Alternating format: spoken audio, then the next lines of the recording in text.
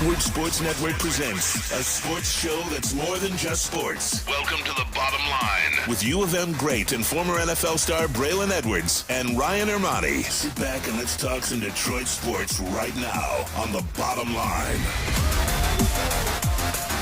And a happy Thursday to you. Welcome to The Bottom Line, live on the Woodward Sports Network. My name is Stick, once again filling in for Ryan Ermani. Only one more day, and you guys will have your Ryan Ermani back from vacation. A tan Ryan Ermani, well-rested Ryan Ermani, so I know he's excited to be back on Monday.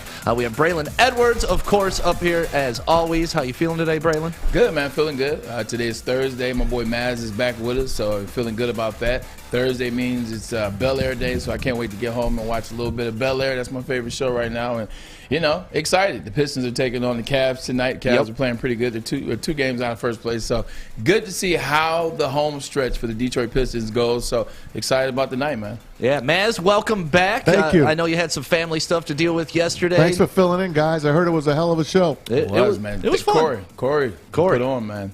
He put on for the city. Yep, and then, of course, we have Flannel Sam in here, and then, of course, Alex. Let's start with what's trending today. Obviously, the biggest news, I don't know if Joe Biden is still speaking at this very moment, but he was just speaking a few minutes ago. He's taking breaks in between sleep.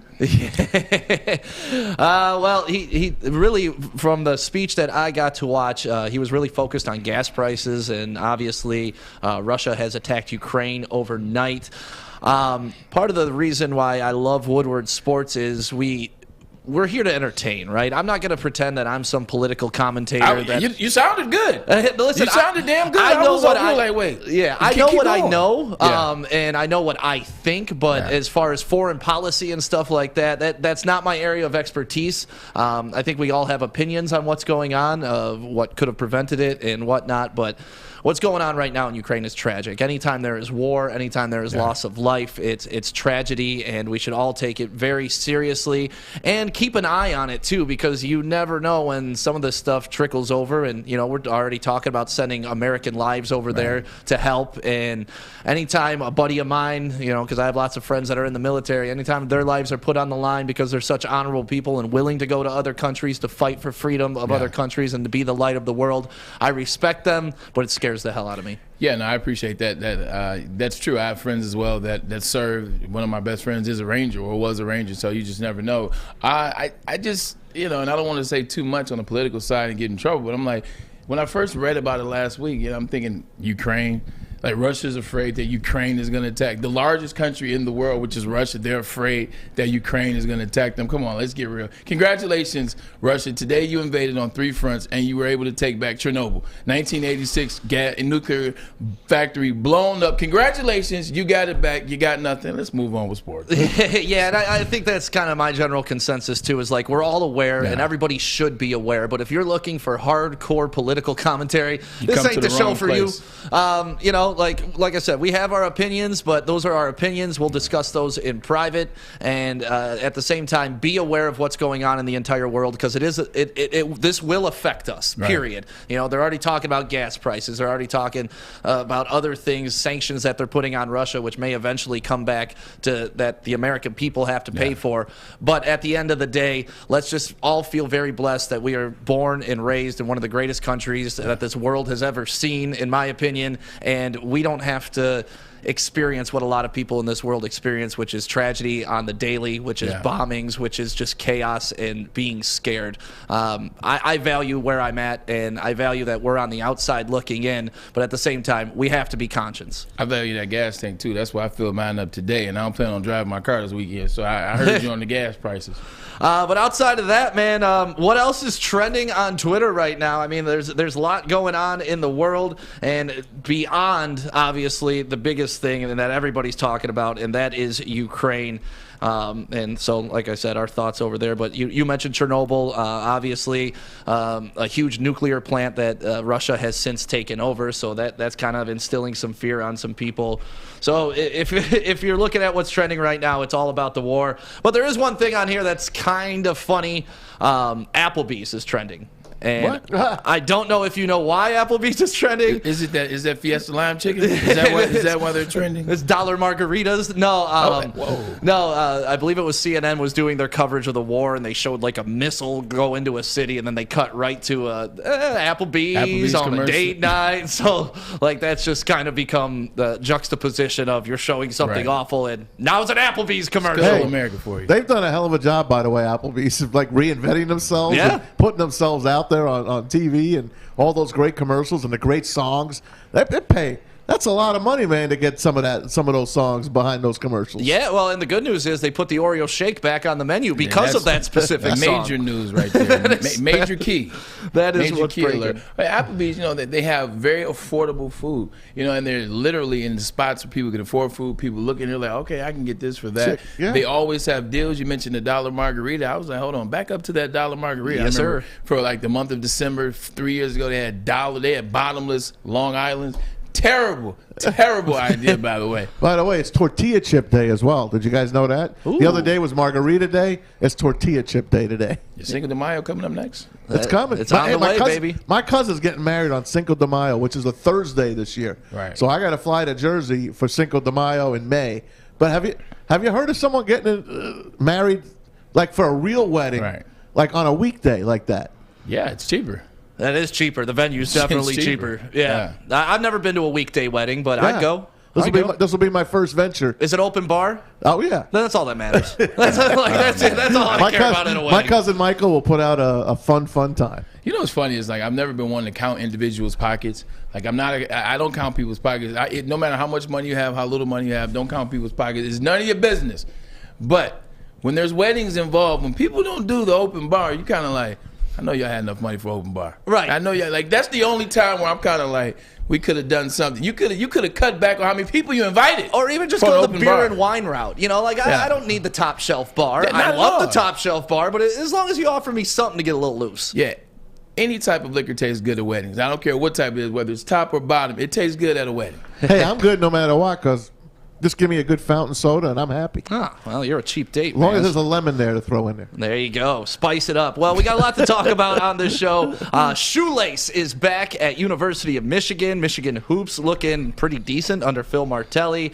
We got some baseball news that we got to cover. And then we're going to have a fun topic today, too, just because I think everybody's feeling kind of heavy right now. But a fun topic today about movies and about cameos by some of our favorite athletes in movies. No, I can't wait to get into that one. You mentioned Shoelace. Put that up there if you have a graphic. Alex, Denard Robinson comes back to Michigan. Former Michigan quarterback Denard Robinson is joining Wolverine staff as an assistant director of player personnel Anthony Wright. Shoelace is back is a topic. That's the subject heading. I'm excited to see this. You saw last year, you saw Ron Bellamy come back and assistant defensive back coach. Now he's the wide receivers coach. You see Mike Hart come back, coach the running backs. He's associate head coach and also running backs coach. You see the players starting to come back, and that's how you win. That's how you win. You look at around the country. You look at your Alabamas. You look at your Oklahomas, especially your Ohio States. I know this one for sure. They always bring their former guys back. Like, that's how you win in institutions. You got to bring the former guys back. You got to have that connector piece. When I was at Michigan in 2003, my junior year, 2004, my senior year, you'll recognize some of these names. Sam Sword was on the staff with us. Chris Floyd, fullback. Sam Sword, who was a captain and defensive lineman, All-American, got drafted by the Oakland Raiders, now the Vegas Raiders. Now they were on the staff. Big Thomas Gwines was in the weight room with us, offensive lineman, back when they won the national championship. Just seeing those guys around, man, you can talk to them, pick their brains. Hey, what was Michigan like? Hey, what's Lloyd like? I have this situation ongoing with Lloyd. How do I approach this? Having those guys around was invaluable, man. And then they're the connected piece because now they bring other former players back. Like Denard's now on the staff. Courtney Morgan's he's the head player personnel. They brought him back when they brought Ron back. He was on the staff when I was there. I mean, he was on the team when I was there. When you have guys that are on the team back in the day that can connect to your institutions, that's how you get guys involved, and that's how you keep the lineage going. Very, very excited for this move. This guy was a human highlight film, and Alex, you could roll some of the B-roll on him, but this guy, how much would he have made now, Bray, on NIL? $5 million. Yeah, this guy was something. $5 million. He was a video game, man. He finished 1,600 yards, 49 touchdowns. He finished 4,200 rushing yards and another 40 touchdowns rushing. He was amazing, and he went to Michigan at a time where Michigan was struggling. You know, Michigan was struggling. Yep. He was hit. You end the Lloyd Carr era, the Rich Rod era, then the Brady Hoke era. He came in right in the middle of Rich Rod and Brady Hoke. They went to the Sugar Bowl. They won that year. He was All-American 2010. But it's different than that. You had guys that have come through and before. You know, you've had your Lamar Woodleys. You had your Mike Harts. Since then, you've had Jabril Peppers. You've had a couple of these other guys. But nobody did it like Denard. Denard did it. Denard made you watch Michigan. You wanted to see if he was going to explode against Notre Dame. You wanted to see what he was going to do to an Ohio State, beating both of those teams in his career. He was just different. Like, watching him was very different than watching other athletes. The fact that he already had like an item attached to his nickname shows that Shoelace. NIL. Yeah, he could have cut a deal with the Shoelace Company for millions of dollars like that, just because of his nickname alone. Not even counting his play on the field. So yeah, he should have cashed in on that NIL if that was available back in the day. But how do you feel about him taking this position? Somebody in the chat was just commenting that he's going to help steal some recruits from Florida because he's a Florida boy. Yeah, because, you know, he's Florida born, he's a Florida guy, but also how he's going to talk to the recruits is just he's a guy that was there. He's a guy that's been in. He's the nicest guy you'll ever meet. Okay. He knows how to speak the university up, graduated with honors. Like, this guy's intelligent as well. He understands what Michigan needs. He understands why he's been hired in this role. He understands that, I'm in this role to talk to players, to talk to families, to talk to coaches, try to get them to come to Michigan. And while players are there, keep them happy. You talked about Jim Harbaugh having to re-recruit throughout the year, man. You talk about him he's got to re-recruit players during the season, keep them happy so they don't leave, so they don't jump in the transfer portal. You got a guy like Shoelace that's talking to these players daily, talking to them. He's kind of doing that legwork for Harbaugh during the season. Guys that he can see are going through small points or maybe a little unhappy. Talk to him, because he went through a little back and forth with the quarterback situation. Is it Devin Gardner? Is it Denard Robinson? They ultimately decided on Denard, made Devin a wide receiver, but he's been through that, so he can talk to guys. He's a key piece to keep guys happy during the season. Not only that, he's had NFL experience. He's with the Jacksonville Jaguars for a number of years, I think almost in this same position. So I'm looking forward to having him come back, and who knows, maybe he gets on that coaching staff somehow down the line. Yeah, and it always helps recruiting when you're on the cover of a video game, too. Like that, these kids grew up playing. The last NCAA. They're coming out with the new one, though. But right now, he's still on the last Put him NCAA back on cover. it. There you go. I know, right? Throwback. So Denard Robinson back where he belongs at the great University of Michigan. We all think that's a great hire for them. University of Michigan Hoops taking care of some business, and we're going to discuss that coming up next. This is the Woodward Sports Network. My name is Stick, filling in for Ryan Ermani. That is Braylon Edwards. People commenting on your hoodie today, Beast too. Now!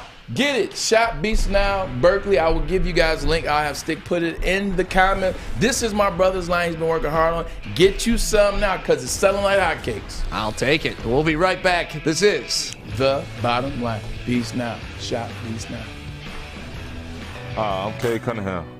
Working with Hall Financial to purchase my first home was easier than I could have ever imagined. They treated me like family from start to finish. Find out for yourself at callhallfirst.com. I'm Kay Cunningham. Working with Hall Financial. DeAndre Swift, he's going to take it all the way for the touchdown. Kay Cunningham opening the corner, he triple. Make sure you download the Woodward Sports app today. Take us with you everywhere you go. Search Woodward Sports Network or WSN Live.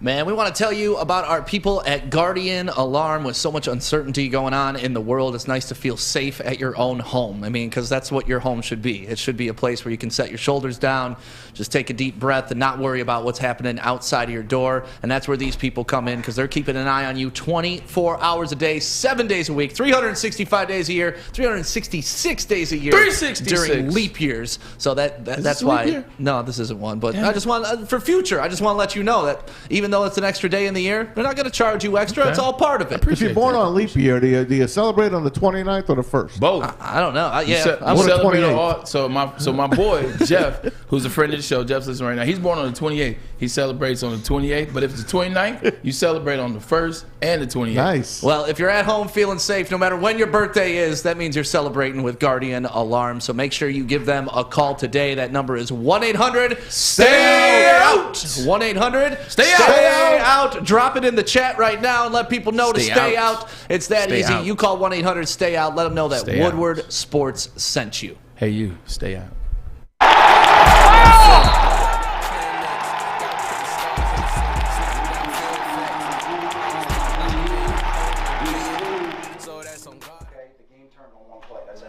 Yes, sir.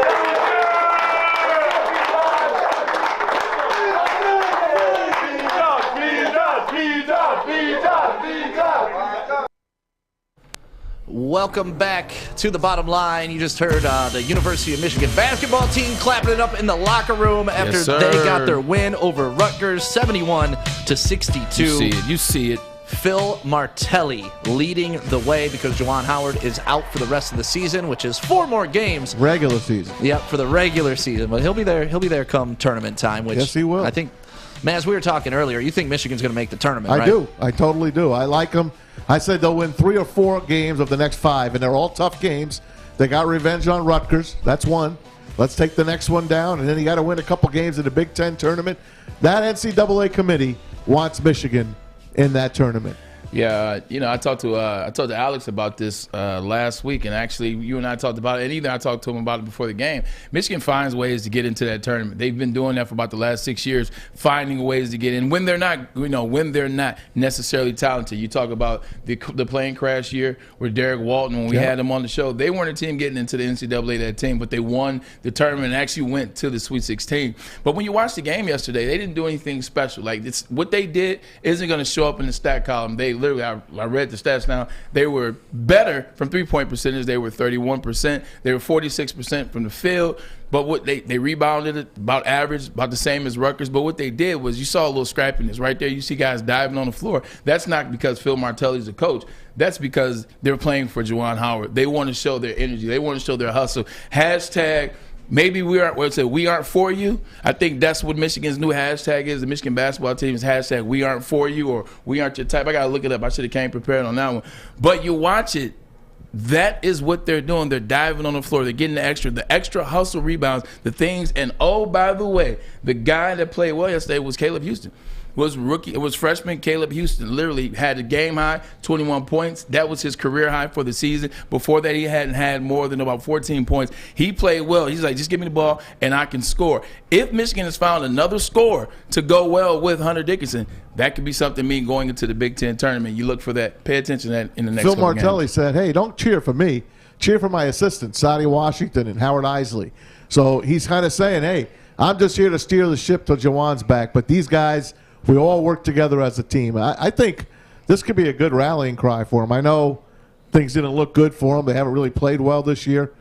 But this whole thing, I'm telling you, man, they're going to be dangerous. Well, when we had Brandon Brown on earlier in the week, I kind of hypothesized that, hey, was this a strategic play by Juwan Howard? Because, you talk about in mid-game, sometimes coaches get thrown out to fire up their team. This season was on the brink of going horribly wrong. This happens, and now all of a sudden these guys are like, my coach will fight for me. Yeah. My coach is there for me, so I'm going to play my ass off for him. And that's what's happening right now. Like you were talking about, the effort, the all-out effort was there. Floor spacing was a little bit better too. Yeah. And sometimes you just need that galvanizing moment. We talk about Michigan sliding off the runway a couple years ago before the Big Ten tournament, and that was something that banded them together as brothers. And when you have that bunker mentality as a team, you become better than you are because the collective is better than the single. Yeah, next time, if you want to get your team riled up, please don't do it by throwing punches because you won't get suspended 5 next time. But I get what you're saying, and I agree with that. Maybe sometimes you need that kickstart. Because also what Brandon Brown said is what Michigan does is they haven't shot well this year.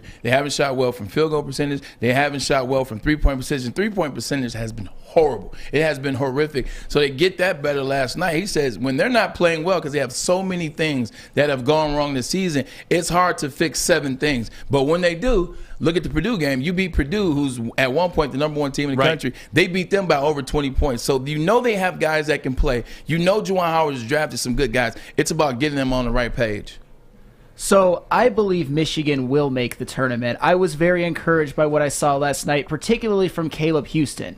I actually believe that Michigan will make the tournament, and Alex, Michigan State will not. Ooh. Oh, okay. Care to comment in the booth? How about that? This is a little booth-on-booth crime right now. There we go. What you feeling about that, Alex Mayer? Michigan State will make the tournament. They've done enough quad one winning to solidify their resume. I do not see them losing out the rest of their season. That's the only scenario that I see this Michigan State team not making the tournament, is they lose out the rest of their season, losing the first round of the Big Ten tournament. I just can't see that happening. Izzo just won't let it happen. Well, I'm with you, Alex. What if they lose all three, their next three, and then beat Maryland? I still think that that could happen. They'll lose their next three, then they'll beat Maryland. So go 18-8. That's what we are now. Is 18-8. Oh my bad. I'm looking. 18. They win 2 more games. That's a 20 win. They're getting in. If we get the 20 wins, we're in, yeah. Oh, and don't forget, you can't deny what's going to happen in the Big Ten tournament, too, because, we've seen this in the past. Just because the regular seasons didn't go well for Michigan or a Michigan State, anything's possible in that tournament, and that's when Izzo really cranks it up.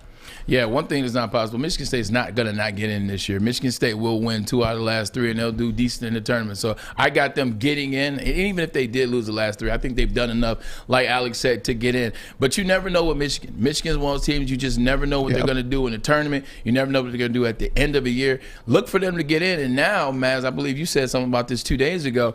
You get Michigan in this tournament. However they get in, whether like they get a wild card, whether they get in as a final in the Big Ten tournament, or whether they get in as a 15 seed, or however they get in, Michigan in there after what happened on Sunday with Juwan Howard in the fight. You get MB Mate back, like you get these guys back. The guy I'm looking for to play, man, where's Brandon Johns Jr.? Yeah, where's Brandon Johns Jr.? I did an autograph signing with him back in August. It's like AWOL. I'm trying to tell you, right around the time we started the show, I did an autograph signing with him at the M-Den, and he was just talking about the hang-up of the UCLA game last year in the tournament, because UCLA played the worst game I saw out of a college team that was in the tournament last year, and guess what? Michigan played the second worst, and they lost. Should not have lost that game. We talked a lot about that. Remember him filling in for Livers getting hurt? He was a major reason why we made it so far. We got to that game to be able to beat UCLA last year, or be in a position to beat UCLA in this Elite Eight. He hasn't shown anything since the Sweet 16. If they want to win, even if they get in, regardless if it's an NIT, if it's an NCAA, he's got to show up and help. That's wherever he is, he's got to find that guy from last year. Well, that's kind of been Michigan's problem all year long, is they haven't found the guys that they were last year, like Hunter Dickinson. I mean, with another year under his belt, he should be the most dominant big man in the Big Ten. He can't do it. He doesn't rebound. He had 16-11 last game. The game before that, he had 29-19. So he does rebound. He can't do it all. The team isn't set up for him to do everything. He's literally rebounding and scoring as much as he can. But when you're a team that shoots a ton of threes, and now you're not running the offense through him, run the offense through the big guy. Stop shooting all these threes, because you haven't shot good enough this whole year to be a three-point shooting team. Run the offense through the big guy. That's the problem. They don't run the offense through him, and then when they get down, they try to dump it into him to get him back. Well, guess what? Everybody in the country knows what you're going to do when you're down. It's like passing the ball on 3rd and 17. Well, I just love the fact that Michigan was able to lose their head coach, and you get to bring in a guy like Phil Martelli. That's how you insulate a program and know that next guy up mentality. That's on Jawan. Your next guy up. Well, and Martelli wanted to coach under Jawan too. Whenever you have a guy with that much success willing to take a back seat to a rookie head coach, that shows a lot of respect that he has for Jawan. But it also shows that the program's in good hands. And even though Jawan smacked the dude and is suspended, he probably can get away with that a little bit more than a program that's like, all right, well, we're just going to throw it to this kid who we're not really sure how he can coach. How would you like to see Michigan, Wisconsin in the Big Ten tournament? Oh, I'd love it. Oh, my God. I'm praying for it. That would be awesome. I'm praying for it. You couldn't ask for That's a like better Sixers story. Nets. I want to see that so bad. That's great. But in the playoffs. That Phil Martelli thing, man, there's something more there. And just actually match to what you're saying. There's something more to the hires of Juwan. Yes, Martelli wanted to play with Juwan. Maybe it's because St. Joe's, he remembers the early 90s and the late 80s. But to have him there, you don't even mention the Howard Isleys, man. Just look at that pickup. A guy coaching guards out there, guy that played at the highest level, played against Jordan. He's a Detroit kid, Southwestern High School, playing on the same team as Jay Rose. So, the hires that Juwan Howard made, Saudi, these are great, great hires. And now you're starting to see that they're good hires. Well, Michigan basketball, how do you think they're going to do the rest of the way these last 4 games? Give me a record prediction. 2-2 split, but I got them going to the finals of the Big Ten tournament. I like that. Maz, what you got? Yeah, I'm with him. 2-2, or maybe even 3-1. I like them to win a couple of games in the Big Ten tournament. Yeah, if they get out of these last 4 games 3-1, they're definitely going to the Big Ten tournament. It's not going to be easy. These are some big games. Hey, they beat Rutgers. Rutgers beat the heck out of them in the beginning of the year, so they got a little revenge. And Rutgers is one of those tough teams, and that's why this was a really good sign for Michigan, because Rutgers' record doesn't reflect it. But, man, they beat Michigan State. They beat Purdue. They beat Ohio State. They beat the brakes off of Michigan. So this is a really good team that just is underplayed the whole year. They play hard. Exactly. So the fact that you got on top of them yesterday, you went toe-to-toe, because they really didn't do anything special. It's not like they shot the lights out somewhere, and that was the boosting point. Outside of Caleb Houston, they didn't do anything special. So that was a really good tell sign of how they are going into the stretch. All right. Well, coming up next, we're going to discuss one of Maz's favorite topics. Food? Food. Troy Aikman, Tony Romo. Oh, my God. Tony. I knew it was coming. And we'll do that next on the Woodward Sports Network. God. My name is Stick, filling in for Ryan Ermani today. That is Braylon Edwards, and the show name is... The Bottom Line. That's right. You don't have to go to the beach, man.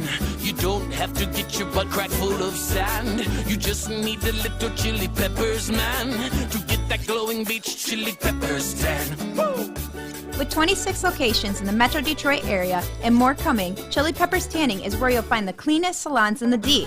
Join the Pepper Club for the best deals on unlimited tanning. Head to chilipepperstanning.com. You just need a little chili peppers, man.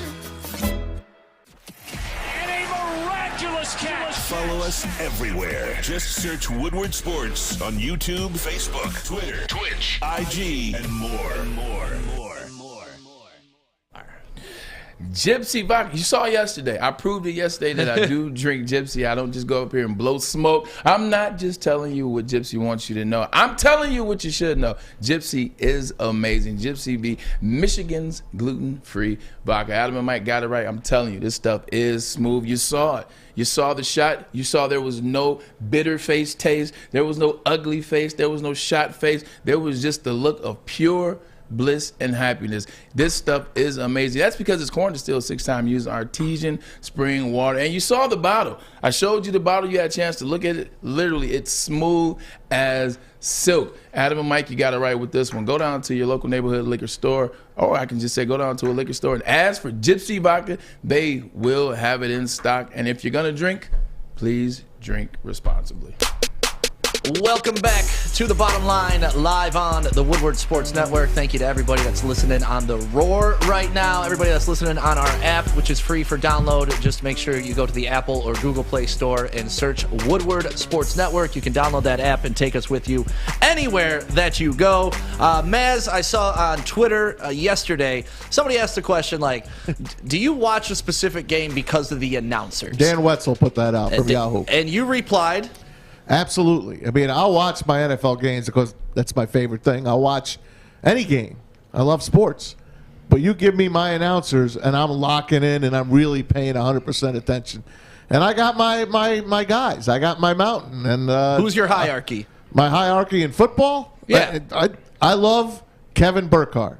Kevin Burkhardt is on his way up Fox. And if Joe Buck leaves, he will be the number one guy, him and Greg Olson. I love Joe Buck. I love Jim Nantz, Sean McDonough. That's my football top 4. Okay. Where's Gus? Gus is not NFL, really. Oh, college? To me. Okay. He's more college. Yeah, you're right. I definitely like Gus, but I don't think he's in the upper echelon of NFL guys. Okay. See, when it comes to announcers in games, like I won't watch a game specifically because there's an announcer, but if I know my guy's calling that game, I get more excited to watch it. Absolutely. You know, like I love Romo. I think Romo is top dog. He's the best I've ever seen. I don't think he had a good year, by the way. I think he had a down year this year. Well, he came out so hot. It's tough to keep that flame going. And I think now everybody expects it from him. Like his first year when he was calling out every single play before the formation and before the snap, it was like, this guy's a savant. This guy's a genius. It's like coaches are now purposely like not running those plays so they look smart. They're like, no, we don't want him looking smart. Or they're listening to the broadcast to like let them know, oh, Tony said this is happening. Like, Braylon, when you were playing, was there ever an announcer you got like excited to know that they were calling your game? No. Okay. Keith Jackson. But you went from the NFL to the college. So, I mean, if you talk about that, yes, Keith Jackson. Keith Jackson's an individual, obviously. I mean, in college, Keith Jackson, Gary Danielson, Brent Musburger. Like, I was excited to see that crew. Like, I knew if, I'm looking at the paper and I'm looking Gary Danielson, Brent Musburger, I'm like, yes. We got one. I got to put on the show. Yep. I got to get in the end zone because they say all type of cool stuff. Like when you make a good play, like because they're older guys, right? But they're watching a newer brand, so you're getting that mix of the older nostalgic words mixed in with what they're seeing. They're trying to describe and they're like searching for words. So they were good. NFL, like John Madden, and then nowadays Tony Romo cut the deck. Like, I don't watch the games for the announcers, although I do love Tony Romo. I watch the games to watch the game. Well, Troy Aikman is looking to leave Fox for Monday Night Football, and he wants that Romo money, baby. We got the graphic up right now. Troy Aikman will reportedly join ESPN and become the lead analyst for Monday Night Football. Hey, look, man, I want you to jump in on this one, Maz and Sam. Like, if you want Tony Romo money, okay? You want Tony Romo money. Tony Romo came in when he took over the job 4 years ago at CBS. When he took it, or NBC, when he came in, hot. I'm talking about hot. Like, that's the stuff you love, stuff that I'm talking about. He changed was hot. The game. He was on plays. Like, he provided that new energy. Because before then, it's kind of like golf. Before Tiger got there, everything was like, you don't want to be too loud. That's just the elder statesman of the game. And then Tiger comes, you get these eruptions. That's what Tony Romo is. You can't ask for Tony Romo and be boring. Like, you can't ask for Tony Romo dollars and be boring. He ain't boring. Troy Aikman is boring. No. He is boring. What I love about Romo is you love see, Maz, you don't have the ability to disassociate certain things. You love him as Troy Aikman, the Cowboys quarterback. That's what we always get into these back and forth. So when you see him on TV, you're reminiscing your Cowboy love, not really paying attention to the fact that he's low-key boring. I don't think he is. I think he's low-key boring. He's like, well, yeah, Buck, and he's boring to me. Like, I think him and Buck are dynamic. Look, I'm always a Joe Buck guy, and I know he's got his father. He's a snooze fest, man. I was going to say, he's got his detractors. Yeah. I just they're so boring. What I love about Tony Romo is I could tell he's a fan of the game. Like at exciting moments, you could tell he's excited to see what's going to happen on this fourth down, and you can feel that come through the telecast. Yeah, you can. With Joe Buck, it's it's a lot of the.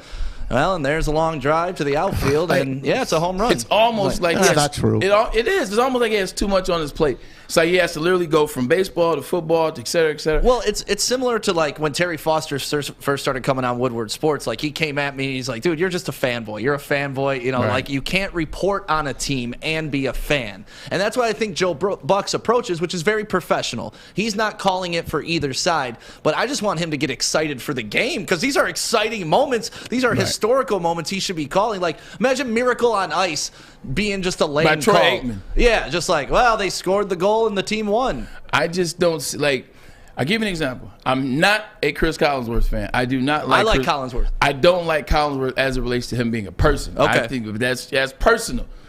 But in terms of calling games, he's way better than Troy Aikman. I would much rather watch a game by Chris Collinsworth than by Troy Aikman, and it's not even close. I gotta tell you. Come on, man. You don't like Collinsworth? No. I think he's very well versed. No one studies like him.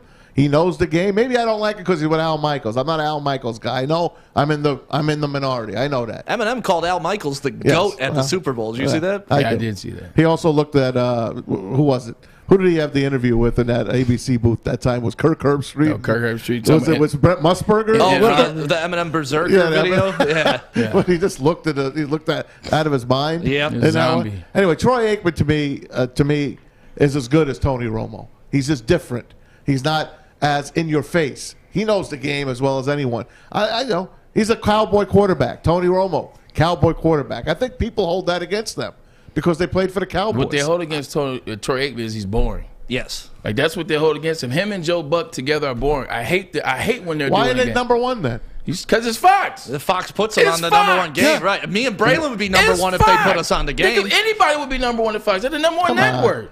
Kevin Burkhardt is a number one. If anyone would pluck him out, he'd be a number one on any station.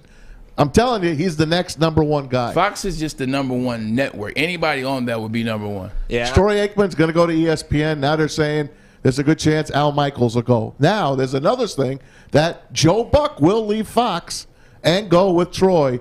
and call Monday Night Football on ESPN. Well, they're just going to lose to the Manning cast anyway, so does it really matter? They will not. To me, that's the next evolution of sports broadcasting. I think we saw the blueprint for it this year. You don't like it, but the younger generation, Sam, what do you think about the Manning cast? Oh, I love it, but I think a lot of it has to do with Peyton and Eli are just very engaging personalities. Well, yeah, you have talent. So different. What about you, Alex Mayer? Did you like the Manning cast? I'm with Sam. What makes it good is just Eli and Peyton are such likable characters. They're easy to listen to. But you're not watching the game. Yeah, for me personally, I want to focus on the game. I want to focus on what's happening, not what their guest is saying and what their small talk is. I want to watch the game for what it is. So that's why I went to the original broadcast a lot more this season. I'm like Alex. Like, I literally would go back and forth. Like, depending on who the guest was, like when they did The Rock, like I was, all right, cool, I got to watch The Rock. And The Rock ended up actually being one of the more boring ones.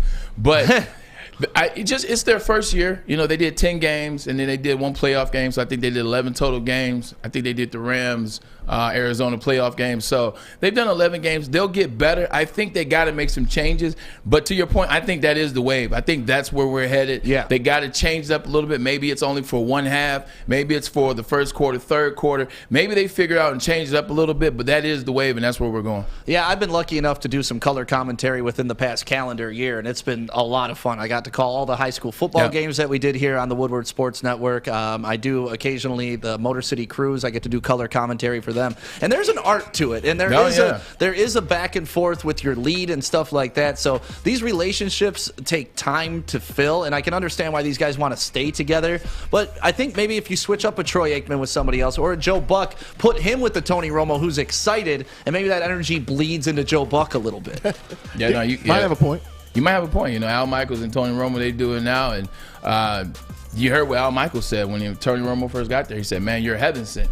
You know, it's kind of the same thing Michael Cole in WWE said when Pat McAfee got there. Like, they were calling for Michael Cole's head. Pat McAfee comes in, he's a heaven sent. So you mix it up sometimes, you put people together, you create new things. So, yeah, you could be right about Nance that. and Romo are great together. Buck and Aikman are great together. Nance and Romo, yeah. And we're going to see how it shakes out on ESPN. There's going to be a lot of football on TV next few years. Is it too much? That's actually what I was just going to ask. Yeah. What's better than football? More football. More football. And we may get it. We'll discuss that coming up next. Too much, though. Never enough. We have a guest coming up next. We have a guest coming up next? Yes, we do. All right. Well, Bob Nightengale, is he up next? He's up next. All right. We're going to talk to Bob Nightengale coming up next right here on the Woodward Sports Network. There's news in baseball. That's why we got Bob on. I like it. My name is Stick, filling in for Ryan Ermani all week long. He'll be back on Monday. That is the champion, Braylon Edwards, and this is The Bottom Line. I had to wonder, like, what was I champion? I guess I did win the Big Ten title. Oh, a little bit. I take it. That's the bottom line, baby. Hi, my diamonds. It's Crystal with an X. You want to get hot and perfect like me? Here's my super easy routine. Drink at least a gallon of water before you wake up. Attach a weight to everything in your house. Hello? Sell your car and just sprint everywhere. Scream when you exhale. Don't follow Crystal with an X. Do your own thing at Planet Fitness with tons of equipment and free fitness training in our clean and spacious clubs. Join now for just $10 a month and cancel anytime. Get a shot up. This is for the win. All of Detroit's sports teams live on Woodward. All of Detroit's sports coverage lives on Woodward Sports. Driving the best in Detroit sports coverage. Hey, everybody, it's Maz from MyBookie.ag, where I put my sports wagers in. I hope you do as well. If you're a first-timer to sports gambling online, check out MyBookie.ag. Use the promo code Woodward. They'll double your first deposit all the way up to $1,000. No matter what you put in $100, you'll have $200. Put in $500, you'll have $1,000. You get what I'm talking about. Use that promo code Woodward. Hopefully we'll be betting on baseball pretty soon, and we're going to hope to talk to Bob Nightengale coming up in just a minute. Spring training, it should be right now. Pitchers and catchers should already be a week in there, but we'll find out. You got NBA, NHL, anything else you want to bet. Future sports wagering, maybe the Yankees to win the World Series. How about the Tigers to win the AL Central? You can do it all on it right there at mybookie.ag. Use that promo code Woodward. Bet anything, anytime, anywhere with MyBookie. If you have a gambling problem, please use the Michigan Gambling Hotline, 1-800-270-7117. Welcome back to the Bottom Line on the Woodward Sports Network, and we are live right now on YouTube, Twitter, and Twitch, so make sure you're smashing that like button and subscribing on any of those platforms, retweeting, doing what you got to do to get the word out there. And thank you to everybody that's listening on our app, which is free for download for you, and everybody that's listening on the Roar right now here in Detroit. And we get to talk a little bit of baseball because spring training should have started. It's not here yet, but we got Bob Nightengale, USA Today Baseball Columnist, on the line with us. And here's a tweet that he put out. If the season is shortened, MLB says the players would not be paid in full. If the players are not to be paid in full, the union can turn around and refuse to approve expanded playoffs, a loss of about $100 million That's it? in revenue. Yeah, and honestly, that doesn't seem like the Yankees just throw that money away. Like, the Yankees will just pay that bill. We need expanded playoffs for sure. Okay, well, let's talk. I want to play 150 games and expanded playoffs. That's what I want. I don't mind that. If they cut back the regular season, give us a little bit more postseason. Hey, Bob. Bob Nightengale on the line right now. Bob, any news today about are we going to get a baseball season this year? We will. It just depends what day it starts. You know, I mean, this weekend's huge to see get a deal. MLB says the money deadline, but let's be honest. If they're close, they can push it back a few more days next week. I think we'll have a deal done by the end of next week. I still think there'll be a regular season starting on March 31st, but I think it could be a real short spring.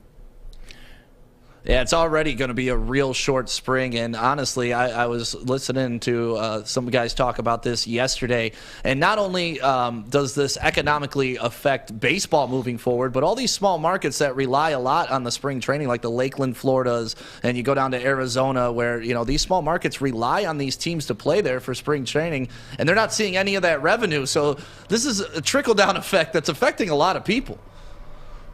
Yeah, particularly Florida. I think the tourism is about $650 million spring training in Arizona. But, you know, Phoenix is still the fourth or fifth largest city. But you're right, a small place like Lakeland and some of the small towns in Florida just get crushed. I mean, they're relying on this income. There's people that, you know, work at the stadium, part-time job. You know, they don't have an income coming in.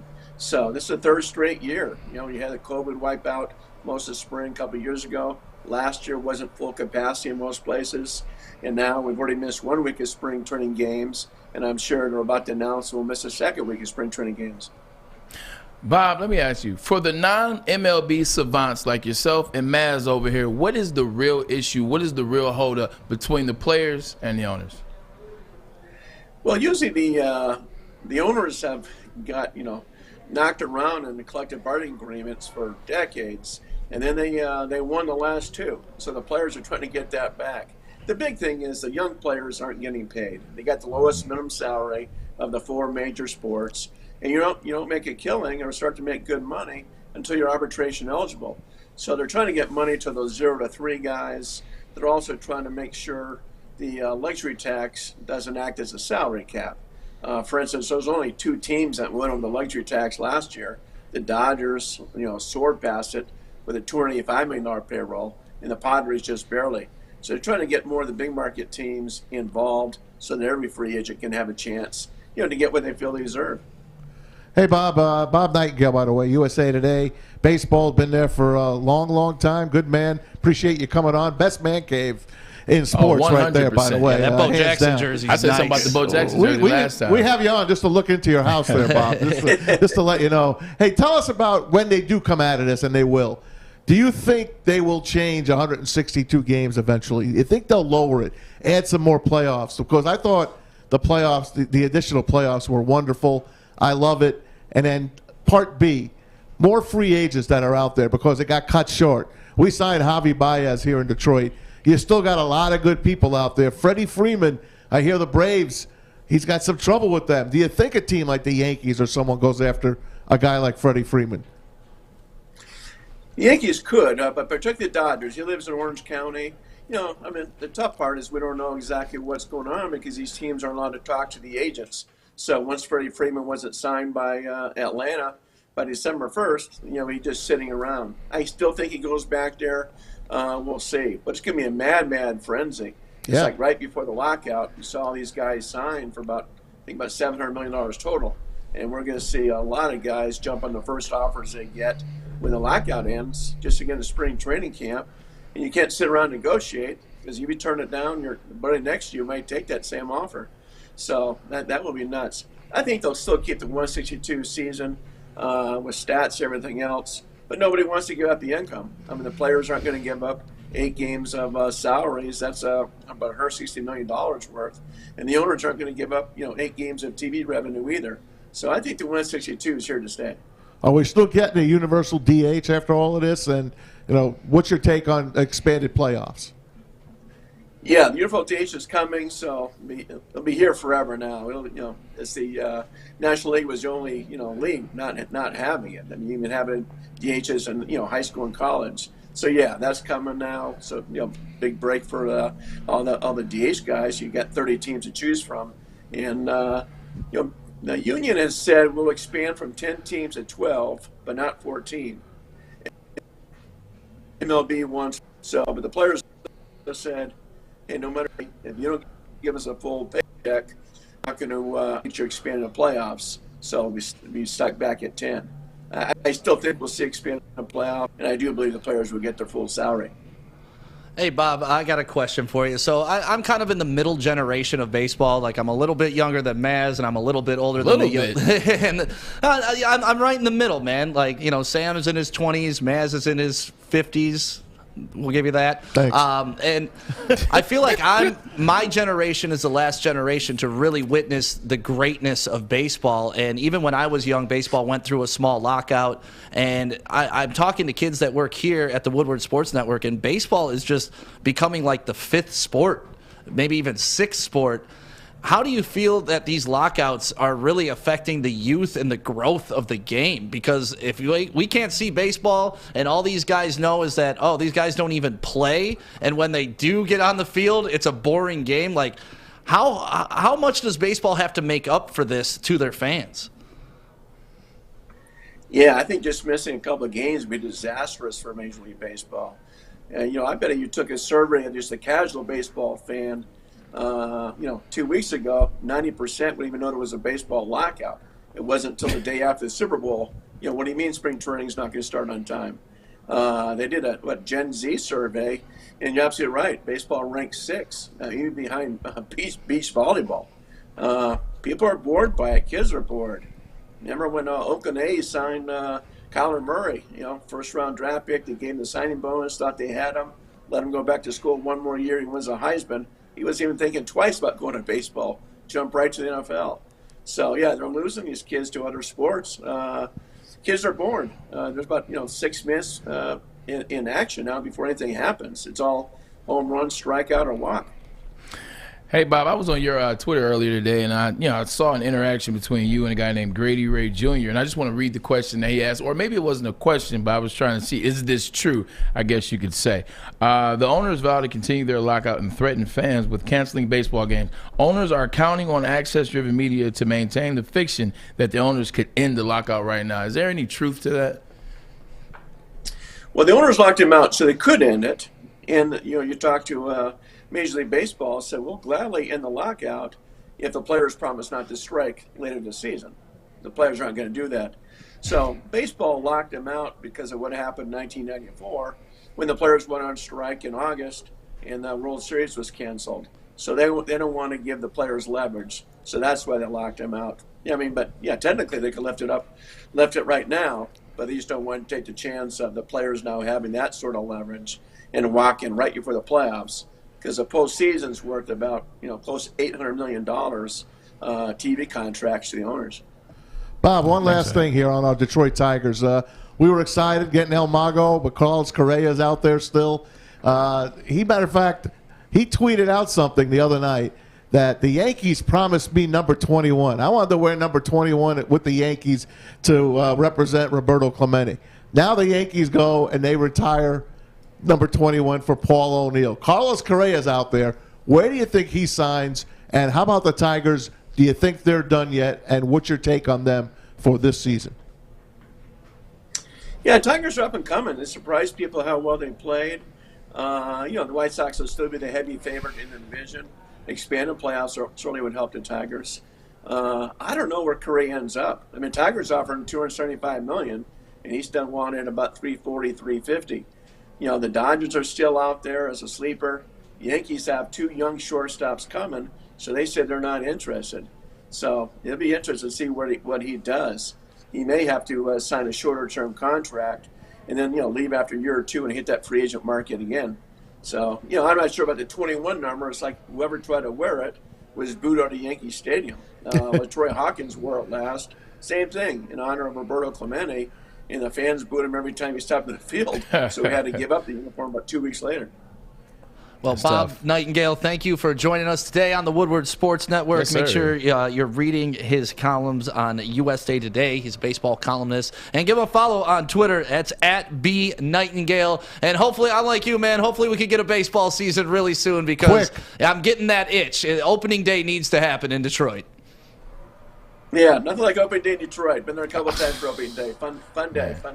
Thanks, Bob. I've been 10 times. I still Thanks, can't guys. tell you if the Tigers won or lost. You remember last year? Biggie in the snow? In the snow. I mean, that's a picture that I'm going to get framed and have in my basement. And that was spectacular. We were the only ones downtown for opening day last year, too. Yep. Like, we were the only ones who braved the storm, and it was a lot of fun. Did we you threw a hear hell what of he a party. said, too? Speaking of Miggy, I want to win a championship here in Detroit for the fans I did see that. of Detroit. Man, what would that mean, man? Oh, what would that mean? I mean, it would have meant a lot when Mr. I was alive because that's what they were really trying to do. But, yeah, just to do it in his honor and for Miggy to be a part of that win would be massive for Detroit. I think they could do it, man, in the next 3 years. I believe it. You just got to get that rotation right. Yeah. We were talking a little bit about football and what's better than football. More football. We may get it, and we're going to discuss how and when and why coming up next on the Woodward Sports Network. My name is Stick, filling in for the beautiful Ryan Armani. That is Braylon Edwards, and the show name is The Bottom Line. We'll be right back. I got to think. Fellas, let's be honest. We like things to be easy. We like simple stuff, like sports 7 days a week. We like things uncomplicated, like Lady Jane's Haircuts for Men. Open 10 to 8, 7 days a week. Walk in anytime. Sign in, sit down, watch your favorite team play. And before you know it, your hair will be game ready. Open 10 to 8, 7 days a week. Walk in anytime. Lady Jane's Haircuts for Men. It's wicked awesome. Make sure you download the Woodward Sports app in the App Store and the Google Play Store today. Take Woodward Sports with you wherever you go and listen live on your phone or mobile device. If you are in the market for a brand new automobile, there is no better place to go than just drive down to Michigan Avenue in Dearborn and visit Les Stanford. Or if you don't feel like driving down there and you want to check out their inventory, go to lesstanford.com right now. Do a little shopping on your couch. But I'm telling you, sitting in these cars, smelling that new car smell, there's nothing like it. And if you haven't seen that new Corvette, you got to go check it out at Les Stanford. Even if you're just perusing and to see what it's like, man. I went in there and I was like, my God, that is the most beautiful Corvette I have ever seen. And Les Stanford is the Corvette king. You want a vehicle that can go, what is this, 0 to 60 in 2.6 seconds? That is why you need to go to Les Stanford. Go to CorvetteKing.com or LesStanford.com and give them a call today, 313-565-6000. Les Stanford, find new roads. Find them. All right, welcome back to The Bottom Line, live on the Woodward Sports Network. Thank you to everybody listening on The Roar. Everybody has downloaded our app, and everybody that follows us on all social media. If you're on YouTube right now, make sure you hit us with a like and a subscribe. Football, man. During COVID, we got to experience football on Wednesday. We got to experience football on Tuesday. That was awesome. We got to experience just football all over the map. All without fans. All without fans. Well, now the NFL is like, you know what? We could probably do this on more days. NFL is thinking about playing on Black Friday and Christmas Day, as well as airing 2 Monday Night Football games on the same night. That's happening. Amazon is reportedly interested in Black Friday football, and the NFL hasn't warmed up to the idea yet, is the key word there. I've warmed up to the idea. Friday football. Think about it. Amazon owns Black Friday, right? Right. Why not own it all the way and have an NFL game at the end of Black Friday? It'd be cool. Oh, wouldn't it be cool if it was like Black Friday with a black head coach too? That'd be real dope, right? only black head coaches played on that day. How about some Black Friday deals across the board? Yeah. The bottom line has hit your Amazon Prime right now and buy this. I don't know. I think it would be fun. Braylon, as a former player, when they talked about adding new games or switching up days, because your body gets in condition to playing on Sundays. It's a cycle. We're creatures of habit, right? Mm-hmm. Does something like this throw you off as a former player? I mean, like whenever you're not operating on the same rhythmic cadence, yes, it's going to throw you off. You just imagine playing a game on a Sunday, and then the following week you're playing a game on a Thursday, and then the following week you're playing a game on a Friday, and then the following week you're playing Monday night. Like it just throws you off. And these are all hypotheticals, but they're going to happen. Like at some point they happen. I remember when I was with the Jets, 2010, we played like one of those weird stretches. We played 3 games in 11 days or something crazy like that. Was it 11 or 12, something like that, where it was 3 games, 11 days. It's going to mess up your rhythmic cadence, but at the end of the day, does it really matter what we think? Does it really matter what the player says? Friday not so much, because you look at a Friday game. I mean, Friday gives you a little bit more rest time from Sunday to get to Friday. It's an extra day. Then you still, like we talked about, you still get that Saturday and Sunday off. So that still feels good. Friday's not so bad. Friday isn't a bad one to adjust to because of the sense that you get an extra day of rest, and then you also get those 2 days of rest after it. So Friday's not necessarily bad, but ultimately they're going to end up getting to the point where they're playing every day. Like you see where this is going. It starts with Sundays, then it's in whatever it was 69. It's Monday. Now it's Thursday. Then it's right. Then when college football's ends, it's Saturday and Sunday. It's Saturday Monday. Exactly. Eventually the NFL will get to a point where they're playing every day except maybe Monday. I mean every day except Tuesday. Can't play Tuesday. It's Maction. I say every day except I was joking. I'm glad Fish is in here. He would have went crazy. Well, someone Jake brought up in the chat, isn't Black Friday the big high school football championship day? And I know it is here in Detroit because that's when all the teams go to Ford Field and play. And Saturday. Yep. But you don't really want to trample on high school football, but NFL. Friday night is Friday Night Lights. Right. That is high school, and it's kind of sacrilegious to play against high school. It hasn't been, but the NFL is going to trample anything. Let's face it. They're an animal, man. Do you think this is where the XFL comes in a little bit, too, to maybe fill out those days? Like, hey, the XFL plays Wednesday, Thursday, Maybe. Because we have Thursday Night Football right now. Right. We have Sunday. Will the XFL be during the NFL season? Well, heck, it's the USFL first. That's why I'm saying the XFL. Is the XFL during the NFL season? I think you have to do it that way, right? Right. Otherwise, the players are never going to have a break. Like if a guy's playing all summer long or all winter long and then gets called up for spring, like it's just tough, right? It's confusing right now. I can't wait till we get to 2023 so we can kind of see how this USFL, XFL, NFL thing goes. Like right now, we're really kind of grabbing at straws right now, trying to figure out when they're going to play it. But going back to the original question, Black Friday, why not? Black Friday is a fun day. I think most people shop online now. They shop at home. Nobody leaves their couch to do Black Friday. Well, they play on Thanksgiving already. It's just the next day. Yeah. It's the day after Thanksgiving. I'd watch it. I'm going to be honest. Week. Like I said, when the Steelers, what was the Steelers that played like 3 o'clock on a Wednesday during COVID? I loved it. You watched it. I loved it. Against the Skins. Yeah, we threw it up on the TV here. Everybody in the office gathered around and watched it. It was great. Nobody's going to turn it down. I remember talking to Ryan Maz. Remember we talked to Ryan when it was the first Monday Night Football playoff game, and it was Arizona and it was LA. He didn't know if he'd like it. And 2 weeks before, he was like, I don't know. Just maybe. And then like that Tuesday, he comes in, oh man, I loved it. It was great. It was another game. It was the playoffs on Monday Night Football. No one's turning down football, especially the NFL, ever, except London. This year, ESPN and ABC are going to host back-to-back Monday Night Football games, 1 hour apart. So let's say ESPN's game starts at 8 o'clock. ABC's will start at 9 o'clock. You'll have 2 games. Will they be playing at the same time? At the same time. There'll be an hour difference. It'll be first time the NFL is ever going to do that. But it is happening this year. That's why ESPN is stockpiling their talent. This is too much. Because they're going to have more games now. That doesn't make any sense. This is too much. That's what they're doing. They're splitting their audience. That's too much. It's too much from the standpoint. Let's start with it being 2 good games. Let's start there. Yeah. So now I can't just play on my regular Monday Night Football where call a couple of my random homeboys over. I mean, my usual crew, Max, Jeff, Tom, Dave, come over. You know, it's Monday Night Football. We're getting ready. You got chips. You got your Gypsy vodka. You're relaxed. Got the Centron going as the chaser. And now there's another game, so I got to go back and forth, or I got to decide if I want to have 2 TVs to show both games, and then if one game is terrible or better than the other game, like what does that even make? How does that make sense? Are you sure that's what they want to do, Maz? They are doing it. It's happening this year. ESPN and ABC, same company. So it's not like a 6:30 start and an 8:30 start or something like that? Nope, they're going to be simultaneously about an hour apart. This is the dumbest thing I've ever heard. So 8 and 9? Yeah, I'm just throwing those 2 numbers at you. Yeah, well, that's usually when it starts, 8:15, 9:15. I thought maybe like a 6 and an 8. Right.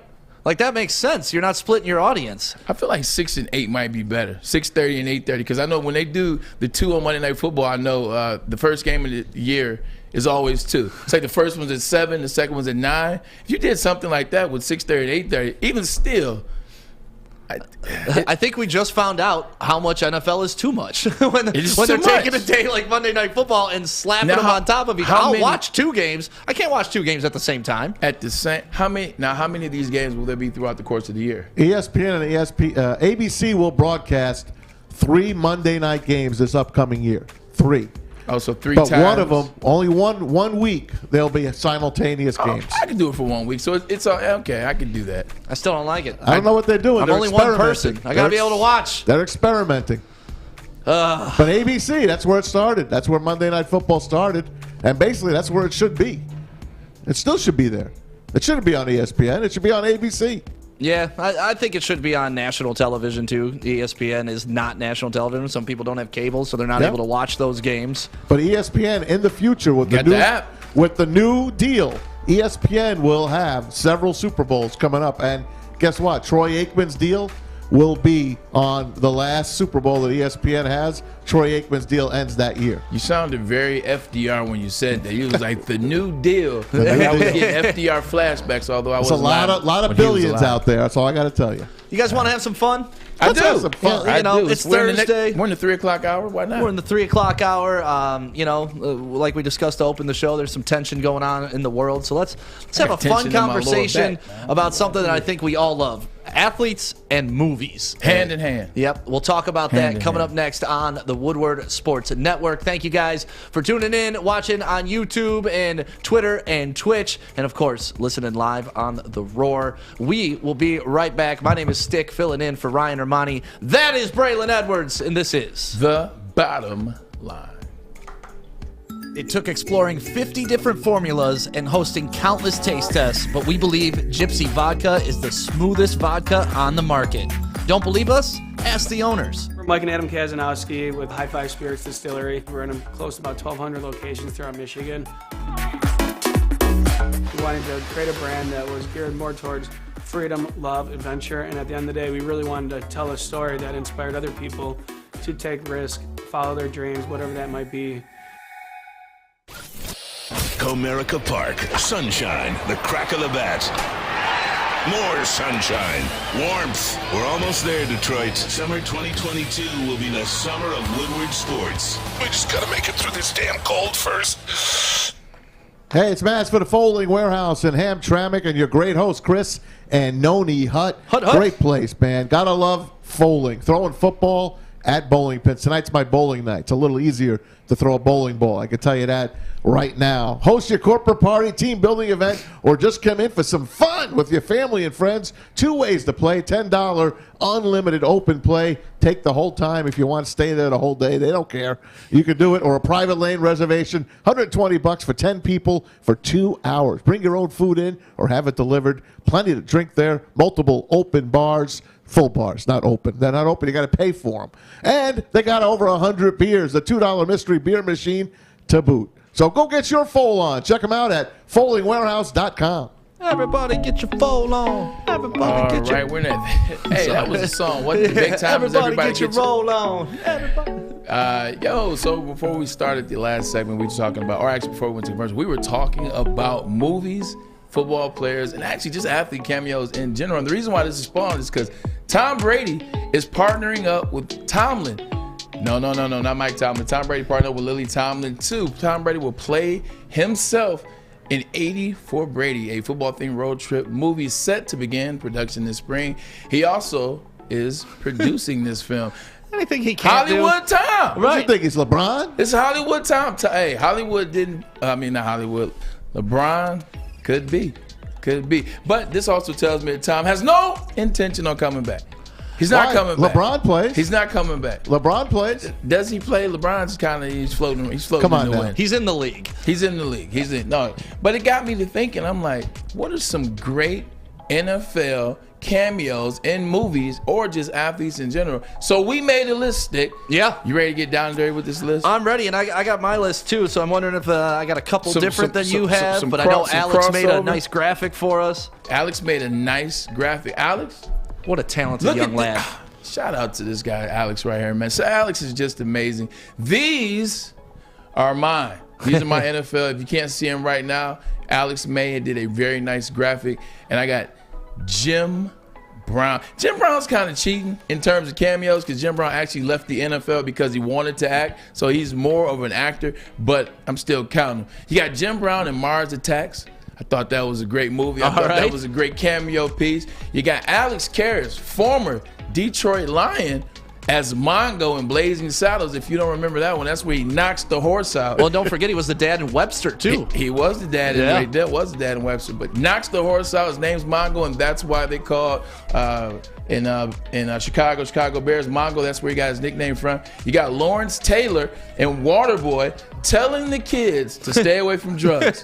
Interesting choice right Do there. as I say, not as I do. Exactly. You also got Lawrence Taylor one more time. You had him in, Any Given Sunday. And that movie was a snapshot of NFL stars. You had Terrell Owens was a wide receiver in that movie. Jim Brown was in that. Who else was in that movie? Was McConaughey in that? Who wasn't in that movie? Right. Nah, he wasn't. And then you got Brett Favre. Favre. Oh, man. Something about Mary. You got Rex Ryan, my former coach. And That's My Boy, where he played his attorney. I forgot about that. He played his agent.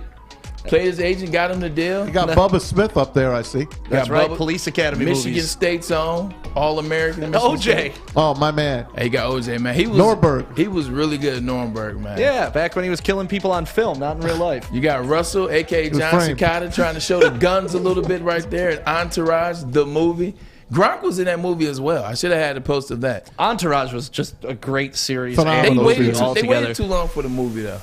Really? I feel like they waited too long for the movies. Entourage last season was 2008-9. Movie comes out in 15. They waited too long for that one. It was like one long episode of Entourage anyway, that movie. I liked it. Detroit Dabber, Kareem Abdul-Jabbar in Airplane. Oh, terrific. You can't forget about Kareem Abdul-Jabbar in the Bruce Lee movie either. I was just about to say that, Game of Death. Yeah. So that's when he puts his big footprint on little Bruce Lee's chest. You're talking about stealing back then. They had 7 minutes of Bruce Lee in the Game of Death before he passed away and turned it into a movie. Talking about disrespecting somebody's legacy. So I got a couple people that aren't on this list. You got Dan Marino on there. Lee Trevino and Happy Gilmore. When he's just disappointed the whole damn time, just shaking his head at Happy Gilmore. I love that. How can we forget Mike Tyson in The Hangover? I mean, I know you were going most football. So I apologize. I definitely wouldn't have. And Hangover 2 when he was rapping in Thailand. One time in Bangkok. Yeah, that was great. TJ Lang. And you can't forget about the Packers offensive line in Pitch Perfect 2. I sent that late. That's my fault. I did send that late. And then here we go. Where's Joe Willie Namath? Easy Rider. Where is he? Get out of here. With Ann Margaret. I don't think we have any black black and white. He got down with Ann Margaret there. Well, he got down with everybody. Who did he get down with?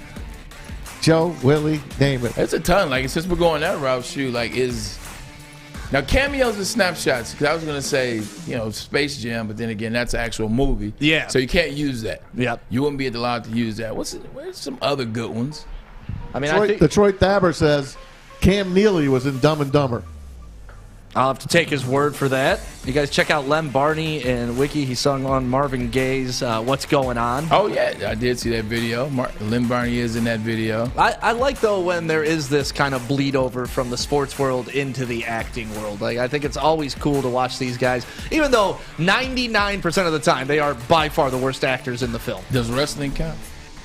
I'm not going to comment on that because I know we got some hardcore wrestling fans around here. Hulk Hogan was in Rocky, right? Oh, No Holds Barred. Do you guys remember No Holds Barred? Of course Mr. I T. do. With Tiny Zeus Leslie. Yeah. Rest in peace. He passed away last year. Yep. Pain, Clubber Lane. That's a good one. Mr. T. Some good ones, man. But there is carryover, though, because they're big, strong athletes. A lot of times they're tall. Carl Weathers, Apollo Creed. There you go. Carl Weathers played NFL. Fred Williamson. Fred the Hammer Williamson. Yes. Played running backs for the Chiefs, or safety for the Chiefs. Can't forget about the movie Blue Chips. Oh, Gromit just brought that up. That's cheap, but see, that's like, my favorite. Yeah. It's not really cheating, though. I mean, that's It's Anthony basketball. Hardaway. You got Shaq in there. I did. You know what I did say? Lawrence Taylor in Any Given Sunday. So you're right. Yeah. You're right about that one. Yeah, so I love Blue Chips growing up, man. Nick Nolte, we talked about it a little bit yesterday because we played Maz's videos of the day, even though you weren't here, Maz. But, Nick Nolte was Bobby Knight. He was. Oh, God, yes. Yeah, he was. Did a heck of a job, man. He did a heck of a job. Nobody cheated it better than Nick Nolte did in Blue Chips. Well, LeBron James, if you're going to go that route, Hey, Bob Cousy was in that, too. He was. He was the AD. Yep. And how about Marcus Johnson? Marcus Johnson was in. He was assistant coach. That's it. There you go. How about the fact in Blue Chips they had so many players but on the wrong teams? Yeah. Bobby Hurley was on Indiana, if you remember. He was a point guard for Bob Knight. Eric Riley was the center on Indiana. Meanwhile, Eric Riley played for Michigan. So, they had a bunch of guys on different teams that kind of, framed. To this day, that bothers me. Well, but that movie, really, that painted college basketball for you. Just right? like the program painted college football. There you go. And what was the show on ESPN that they took off because Playmakers. Playmakers, because it was too close to home. The NFL said, get that off or you're losing the NFL on ESPN. Yeah. I love this. John McEnroe and Mr. Deeds. I love Mr. Deeds. I think that's such a slept on. You can't be serious. I love John McEnroe. Sam, you look like you got something to say on this topic. Oh, not really, but remember. Okay, never mind. No, it's okay. Excellent. This isn't a cameo, but you were mentioning LeBron James in Trainwreck. He was actually very good at that movie. And Jim Brown in The Dirty Dozen, even though he was like a main character. That's my movie. Yes. When they kept reciting the mission over and over and over and over again at the end, I just didn't like that they all damn near died, though. Basketball. Spoiler alert. Earnhardt in Basketball. You guys ever seen Basketball? Of course I have. That's with Trey Parker. Matt Stone. Such a great movie. Al Bundy and Married with Children. I don't know if that counts. He did score 4 touchdowns for Polk High, though. He was a star. It counts. Dude, what a great Wasn't show. John Daly in a couple of movies as well? Yeah. Probably. Yeah. Maybe Tin Cup even? I forget Tin who was Cup in had Tin a bunch Cup. of golfers in it. I love that movie too. Love I just Tin love Cup. sports movies in general. I do. Like they take you to a place that only sport can do, and then when you add the cinematic value, it's like with the story that you're waiting, the movie puts it out there for you. Like I love For the Love of the Game, and I don't know if it's so much that it's because I love Kevin Tiger Costner. Stadium. Great Kevin Costner, whatever, Yankee Stadium. But it's Kevin Costner. He's one of my favorite actors. I don't know if it's so much the movie is that good, which it is, versus the team that he plays for. He plays for the Tigers. Right. So you put Detroit on the big screen, man. You got me. You remember his name? Hook, line, and You remember sinker. his name? Billy Chapel. Billy Come on, man. Chapel. Let's go. That's my movie. All right. It's my movie. Hey, don't forget about Jesus Shuttlesworth. Oh, Can't man, forget he about got Ray game. Allen. He got game. Oh, man. Travis Best was in that. Walter McCarthy was in that. White Man Can't Jump is one of my faves, too. Oh, yeah. Were there any pros in White Man Can't Jump, though? No. I can't think. Wesley Snipes. That's it. Nah, he was terrible. So, yeah, we just wanted to touch on some of those movies. If you guys got anybody that we forgot, please drop it in the chat right now. Because I like to be reminded of these things, too, you know? But do you think this precludes Tom Brady from playing this year with the San Francisco 49ers? No, this is just going to be a road trip. Like this is like when Britney Spears did that movie Crossroads. So that's what Tom Brady's doing right now. So they're shooting in spring. Like these are peak workout training camp times. He works out all the time. The TB12 method, you think he can do both? Here's the interesting thing. Now, I will say this, though, since we brought it up. Like, Tom Brady, like, it speaks volumes to who he is as the GOAT, to his name, to what his name brings out. Just look at the actresses in this movie. Lily Tomlin, Oscar winner. Jane Fonda, I'm not sure if she has an Oscar, I think she does. Sally Fields, two-time Oscar winner, 7-time nominated. The fact that his first movie production, his first cameo, you can pull out these type of heavy hitters. Now, they may be older, and the young people are like, who the hell are they? No, they are heavy hitters in Hollywood. The fact that you can pull this out first time out the gate, that's why he's not coming back. The sky is the limit for this man. But that's the theme of it. It's like 80 stars with Tom Brady on this road trip, right? Isn't that the concept of it? So to pull a Sally Fields, to your point, that's pretty good. That's tough. And you put them all there. I mean, they probably have not all been in the same room in Lord knows how long. The fact that he's got them all in the same movie, starring again. Well, I think he's a cameo, maybe not starring, but featuring a guy that's a football player. That says a lot, man, about who he is. And Maz, one last one. I brought it up earlier to you, but it just got dropped by Jake in here. Jeter in The Other Guys. You have got to see The Other Guys. The fact that you have seen it, it's all about this guy ruining his career because he shot Derek Jeter. You shot Derek Jeter? Imagine how far you'd be in your career if you didn't shoot Derek Jeter. That's funny. I love the setup of that movie. Oh, it's the best. It makes you think that it's going to, I don't want to like ruin it for you, but it makes you think they're going to be in it longer. Yes. There goes my hero. Oh, man. Spoiler alert. All right, well, we got more NFL talk coming up next. Sleepers in the NFL. I think this is a great topic, and we'll talk about it next right here on the Woodward Sports Network. My name is Stick, filling in for Ryan Armani. That is Braylon Edwards. And this is The Bottom Line. Got him.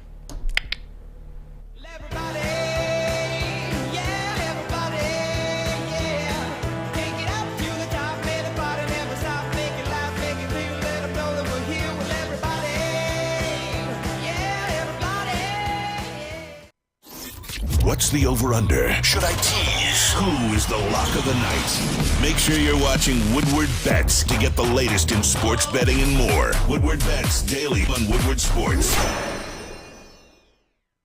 Planet Fitness is home of the, you know it, it's right above me. Oh, you can't see that high. The judgment-free zone. That means you can go work out and do whatever you want to do. Nobody will judge you. Nobody will comment on you. Nobody will point to anybody else and say, hey, look at what that guy's lifting. No one cares. They're just happy to get a workout in.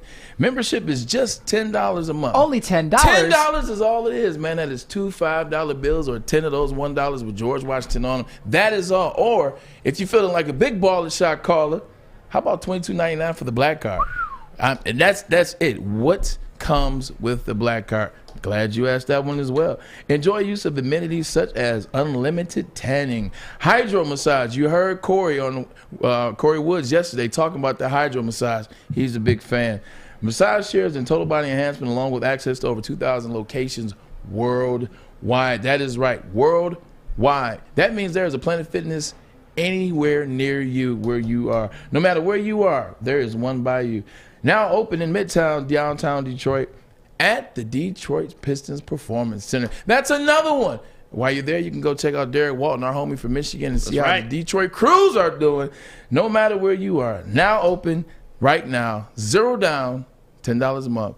Planet Fitness, your fitness is essential. I just got my black card. I'm super excited about that. Mostly because I need to get back in the gym. Like, your boy needs to get ready for summertime here. Hey, man, but anytime you have your nickname that they post underneath your picture, you're doing well for yourself. I saw Stick as a nickname under there, man. You're doing pretty good. Hey, we made it.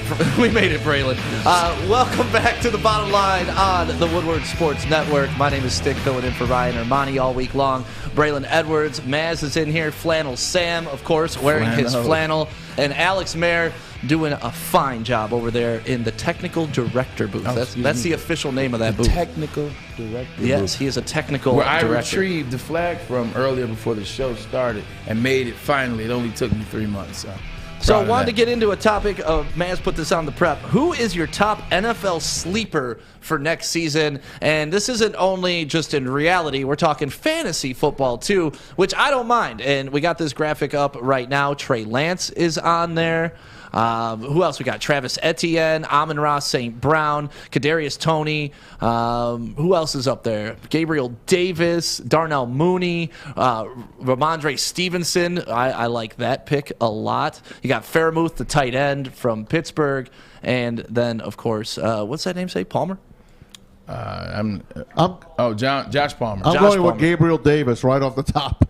Here's the kid that, because the Buffalo Bills lost that overtime game to the Chiefs, you are not going to hear about it. But what did he do that day, Braylon? 3 touchdowns, 220 yards, if I do remember, and 10 or 12 catches, one of the two.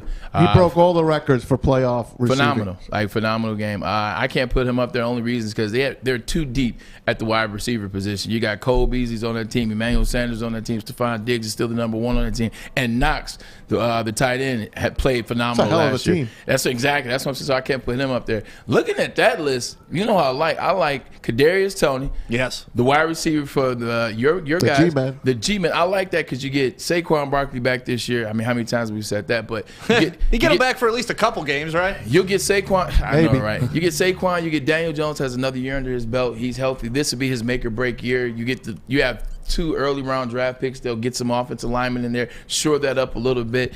I think Ingram is back. Ingram's healthy to tight end, so I think they're playing it a little bit better. I think Kadarius Toney could be that spark that they need to get him the ball. And the other one is Travis Etienne, the guy that Trevor Lawrence played with in college. He's the all-time rushing leader in the ACC. He was magical when he was at Clemson. I literally think you get Evan Neal, you draft him, you shore up that left side for Trevor Lawrence.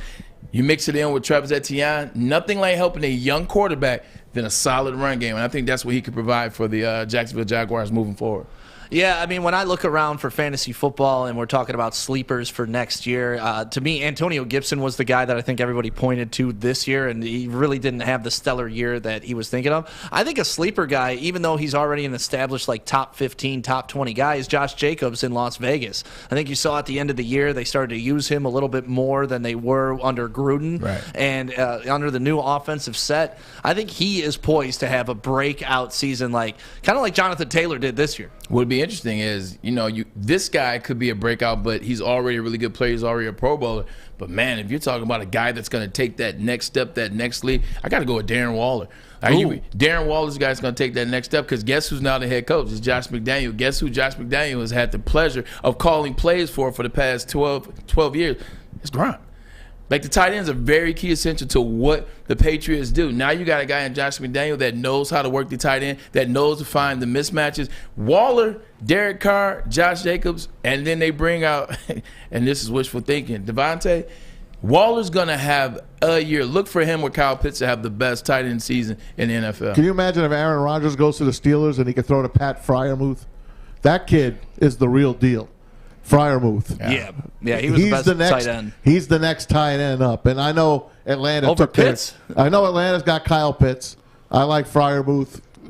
Kyle Pitts is like a unicorn. He's not like a real tight end. He plays everything. But Freiermuth in Pittsburgh, no one likes to use the tight end more than the Steelers. Right. And a guy that we're not mentioning, and we should. This should come up. You saw the relationship that he built towards the end of the season with Jared Goff. You saw he's become the blanket for Jared Goff. Mm-hmm. You saw he was second all rookie wide receivers in terms of overall grade. That's Amon-Ra St. Brown. You look at him. This is a guy that could step up and get out of here. Quarterbacks always have that one player that's the safety valve. It's the safety blanket. They always have a guy where no matter what goes down, how things break down, they're looking for that guy. That's their get-out-of-jail-free card. And for Jared Goff, it's already become Amon-Ra St. Brown. Yep. No matter who they bring in, Josh Reynolds will play, whether they bring in Mike Williams or Allen Robinson, whether they draft Jordan out of USC, it's not going to matter because Amon-Ra St. Brown's already the guy in his mental. So he's the guy to look to that can have some plays and jump up that fantasy. If you had him at the end of your fantasy year last year, you won. Oh, yeah. No, I lost in the playoffs to a guy that was had a losing record, but he beat me. I was the number 2 seed because of Amon-Ra St. Brown. But I couldn't be mad because that's the homeboy, and it's like I'm rooting for the Lions over my fantasy team every day of the week. But with Amon-Ra St. Brown, do you think that's going to carry over into next season? Do you see that being like a performance that he can replicate next year? I think he does better. He did that with nobody this year. Like, he pretty much did that as the guy. Their guys were hurt, Hockenson in and out. Well, then they didn't play towards the end of the year. Josh Reynolds trying to learn the offense, so he wasn't really a guy that they really threw the ball to a lot. He's a guy that was the guy when he was the only one there. Now you add pieces to that. Now you add a draft pick. Now you add a Mike Williams or Allen Robinson. Now Josh Reynolds. Now you get Quintez Cephas back, from injury last year towards Achilles. So now you get him back. not towards ACL, but you get him back, or collarbone, excuse me. So now you get that guy back. He's the guy that's already established. It actually makes it easier for him. Because now you have these pieces around him. Now they can float him around. They can motion him across the formation. They can use him in the backfield, kind of like Deebo Samuel a little bit. I think it helps having that establishment with him because he doesn't have to build that rapport with Jared Goff, and he doesn't have to build that trust with Ben Johnson, the offensive coach. Build that trust with Dan Campbell, the head man, because they saw him last year in the last 7 games of the season. He already has that trust. So he's already established, yes, you think? I believe so. I love that. I love to hear that, honestly, because we need all the pieces that we can compile moving forward. And just as high as I am on Amon-Ra St. Brown, every season's a little bit different, but the fact that you can see that that's going to carry over and translate in the NFL for seasons to come. And there was inconsistency with the running game. If you look at the last 8 games of the season, Swift was in, he was out. He was in, he was out. Jamal Lewis was in, he was out. Not Jamal Lewis, excuse me. I played with him. Jamal Williams was in, Jamal Williams was out. Then you also had Craig Reynolds. Craig Reynolds was in. Craig Reynolds was out. So you had a lot of inconsistency. The one thing that was consistent, it was Amon-Ra St. Brown. So now you add those pieces in, you're back. You put them consistently. You add some wide receivers around him. The sky's the limit for him. All depends on who they draft and when they get him. They're going to get a receiver. I hope it's the first pick in the second round. I hope a guy like that Drake London from USC. Or, you can enter any name. There's like 7 wide receivers that can really be good in this first year. Yeah, it's a hefty wide receiver draft, especially if you're talking fantasy football too. Like I think there's only going to be like 3 if you play dynasty football. There's really only going to be like 3 running backs going in the first round this year. You got Spiller, you got Kenneth Walker, are 2 of them. So you keep an eye out for those 2. But outside of that, it's a wide receiver heavy draft coming out for fantasy football rookies this year. Yeah, so you'll probably have 4 drafted in the first round, and then you'll have a lot in that 2nd to 3rd range. I think that's where you'll see the majority of the wide receivers drafted this year that are in this draft. They'll be in that 2 to 3 range. 2nd round, 3rd round. 4, I'm going 4 first round. I'm thinking in that 2nd, 3rd round, I think you'll probably get about 15 off the board. All right. Yeah. Well, what do you think about rumors? I think they're just that until proven true. Well, we got a list of NFL rumors that have been hitting the interweb, and Maz found a bunch of them, and we want to discuss them and the possibilities of them potentially happening, and we'll do that next right here on the Woodward Sports Network. My name is Stick, filling in for Ryan Armani. That is Braylon Edwards, and this is The Bottom Line, baby. We'll be right back. 6 dark corners, a driveway and a patio. 5 windows that could become doors. Every house has unique security challenges. Guardian Alarm has more tech, more team, and more ways to help keep them all safe. Get a professionally designed and installed security and smart home system from Guardian Alarm. Sign up today and get a free video device. Guardian Alarm. Smart, right from the start. Call 1-800-STAY-OUT. Make sure you download the Woodward Sports app in the App Store and the Google Play Store today. Take Woodward Sports with you wherever you go and listen live on your phone or mobile device. SMA has been leveraging pro athletes and other notables for a decade against the issues around mental health and substance use disorder. I myself are one of those athletes that have worked with sports marketing agency for the past 5 years now, and I love the work that we're doing. Boots on the ground, DWIHN, the OHIN, those are the Oakland County Health Networks as well as the Detroit Wayne Integrated Health Network. Soon coming to the Woodward Sports Podcast. Actually, you know what? It has already started. That is the podcast started by the sports marketing agency mixed in with Woodward Sports. This is the F word, and F word meaning fentanyl. If you're struggling with substance abuse or mental health, they are here to help. Go to thesportsma.com, thesportsma.com. Find out issues, find out ways that you can help yourself or those around you. Oh, one more time. Let me say it again. thesportsma.com. I had to make sure I said it right. Yeah, they do such a great job in the community, and just happy to have them as a part of the Woodward Sports Network because, like we kind of discussed yesterday, there's a lot of things we can do in the podcast. We have a lot of fun back in the Woodward Sports Labs, but there are serious things. But there are serious things that serious people deal with, and we want to make sure we're helping everybody we can too. Yeah, working with Sean over the past 5 years, man, it's been great. I know I read in the commercial, but just saying it, after the commercial to read, it's been fun and it's been informative. You know, getting out there, being able to perform and provide that information, man, it's like invaluable. We talk to kids, we talk to churches, we talk to wherever we can. We get in there, we sit in, and we do these impact luncheons where we give them, you know, topics, and we talk about all those things that we. It's fun. I'm getting choked up talking about it. It's fun work, and it's good work to do. And even if it affects one person, it's worth it. No matter how much time we put into it. If one person we save, worth it. Yeah. I've literally had guys come up to me, women come up to me after our speaking and just, you know, damn near breaking down in tears, being able to thank us for coming in there. So I love the work that we do, man. Yeah, I love it too. One thing I don't love in life is rumors, but one thing that excites me is NFL rumors, and we got a bunch of them going on right now. The NFL rumor mill is hot and heavy. Why don't we throw up that tweet from NFL rumors? Maz pulled a bunch of these. And it's everything from the Steelers to the Commanders to the Broncos to the Panthers. What do they all want? And here we go. Which Panthers? It's two Panthers. The Michigan Panthers, baby. The Indianapolis Colts, Carson Wentz, if released, he is expected to be targeted by the Commanders, Steelers, or the Broncos. What's an ideal situation for Carson Wentz? Pittsburgh Steelers. Think so? Pittsburgh Steelers. I think Pittsburgh Steelers, because they have receivers on the team. They have a running back in Najee Harris. He's basically in a situation now where he has probably the best all-around running back in the NFL, and that's Jonathan Taylor. So if you're going to leave that situation, Jonathan Taylor made Carson Wentz better in the last 2 years, especially 2 years ago. He made him a lot better. He allowed things to be easier. Whenever you're dealing with a quarterback that has a lot of talent but also doubts himself at times, having a running back in the backfield can help him. Najee Harris can be that running back. Chase Claypool is a phenomenal wide receiver. Freiermuth is his guy. He's in Pittsburgh as well.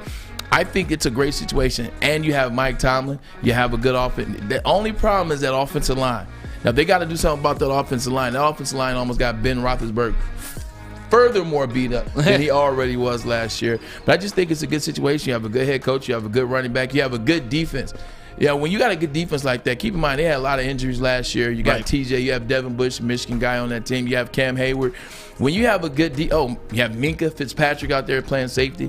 So when you have a good defense, you know, you're holding teams, they're not scoring that much on you. So you don't have to do as much. I think it's a good situation because he doesn't have to go there and be the guy. He just has to be the guy. How did he not win in Indy with a coach that loved him in Frank Reich? He crapped the bed. The whole team crapped the bed, though. The whole team crapped the bed. Yeah, but he let him. To lose to the Jacksonville Jaguars and get knocked out of the playoffs, that's got to be, like, you're going to carry that as humiliation your whole life. I don't think there's any ideal situation for him. I think he stinks. Really? You think one stinks? Yes, I do. Okay. I don't think he's that good, but the question wasn't, was he good or not? It was, what's the ideal situation? Yeah, with the Colts situation, they all crapped the bed at the end, because if you legitimately tell me without looking, hey, man, you know, Jacksonville beat the Colts at the end of the season, I'm not going to be like, Carson Wentz was a quarterback, that's why they lost. They all were bad down the stretch. I think what happened was early on, everybody, like, it was hitting on the way in which he didn't have to be the guy to win. The defense Darius Leonard were playing with, Jonathan Taylor had put himself in the MVP category. He didn't have to play great.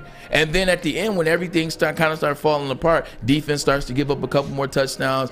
Jonathan Taylor, you stop giving him the ball because you get behind, so you second guess yourself as a coach, which is Frank Reich's fault. You saw what he did at the end of the season. That's on him. Now you need him to do more than he's used to doing. So that's why I say it's on everybody. But to your point, I wouldn't put him on my team, talking about Carson Wentz. But what fits him best? Steelers. Maybe Hard Knocks killed them. They were the first in-season Hard Knocks team. Well, I think he winds up the best situation. I got to disagree with you. Is not the Steelers, because they don't have the offensive line to protect him. Right? Najee Harris led the league in touches last year as a rookie because they just fed that dude. They had nothing else. Right? They just had to get the ball out of Ben's hands and get it to Najee Harris. I like the spot of him lining up with the Commanders. You have a good defense. Obviously, we know that Chase Young is going to come back, hopefully healthy this year.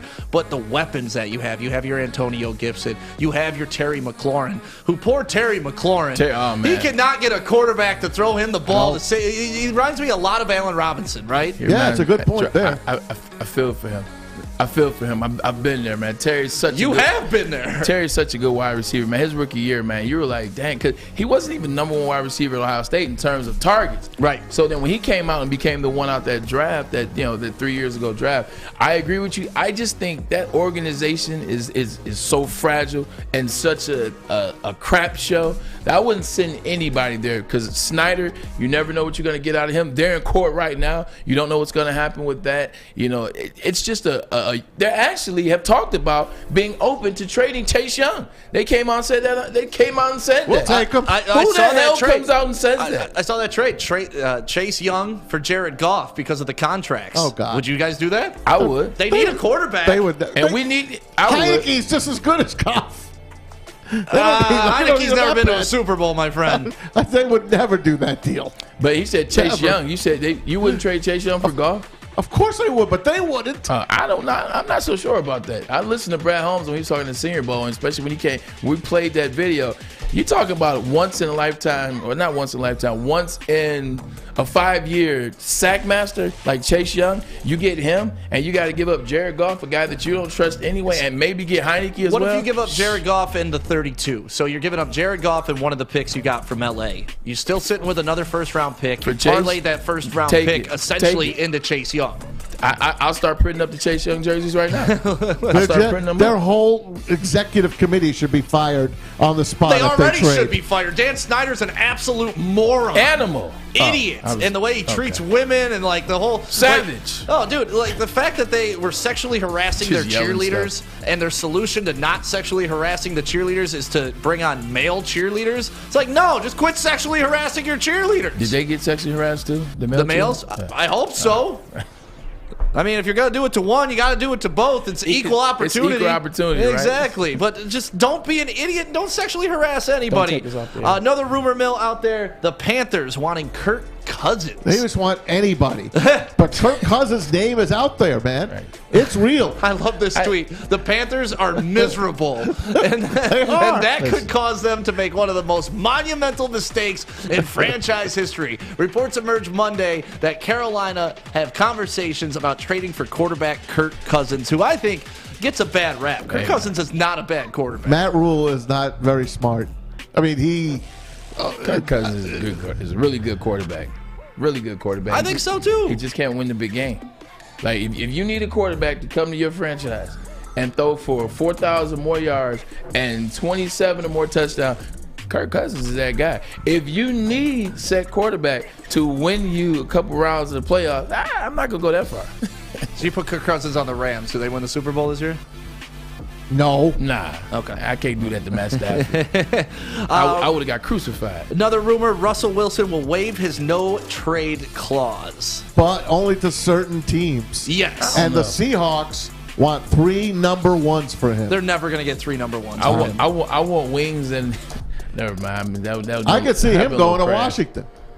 Russell? Yeah. Nah, not at all. When you live a life like Russell's in that Tom Brady category, that Derek Jeter category, when you're talking about calculated moves, like they move with a purpose, like they don't just do things just to do things. Russell's not a guy that is going to go from being the most beloved guy in the state, like a guy that everyone views as a top-tier quarterback, a guy that has won a Super Bowl, a guy that has been this close to winning MVP on multiple occasions. He's not going to go, and by the way, the way in which he conducts his family, with Sierra and the kids, how beautiful that snapshot is, he's not going to do that and go to Washington. Like Tom Brady wouldn't have left Patriots and went to the Washington Commanders. Like some places. What's a good spot for him then?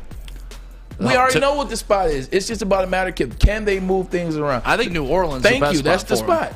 New Orleans is the spot. You still have one more year of that defense that is a Super Bowl winning defense. Mike Thomas, you got Alvin a couple Kamara. Players you have a couple players in place already. You have a system in place already. You insert him in St. Louis. I mean, not St. Louis, but in New Orleans.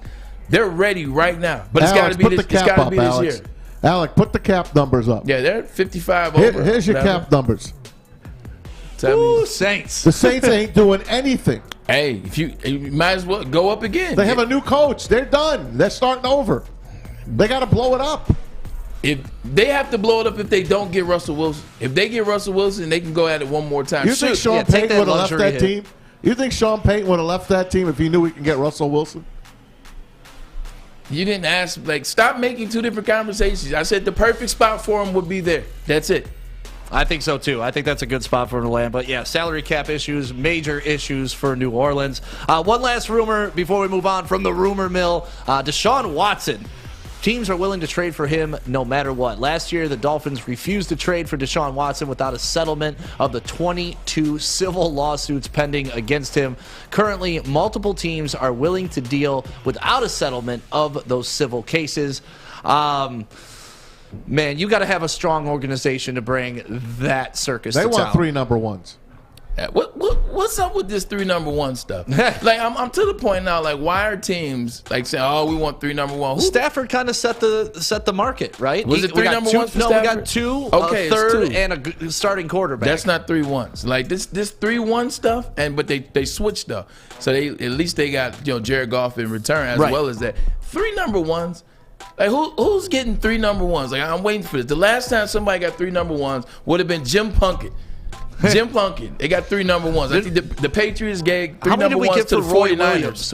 We got what, 2 or 3 number 1s for Roy Williams from Dallas. Not nearly. Dallas was sucker. That was one of the best trades ever. 1 and the 3rd rounder, 1st and 3rd, because that used to be the running trade back then. It was the 1st and 3rd. Whoever gets Deshaun Watson, if he can get by his legal problems, got themselves a top 5 quarterback.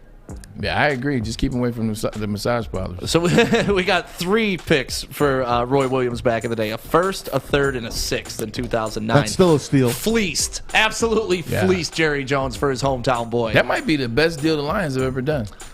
It very well could be. I mean, Mr. First Down when we're down 30 points. I liked Roy Williams. He had tremendous skills, white gloves, looked cool going up over the middle, but damn, celebrating first downs when we're down by 40. That Pizza Hut thing kind of did him in, too. The best story is... Not tipping the poor Pizza Hut guy.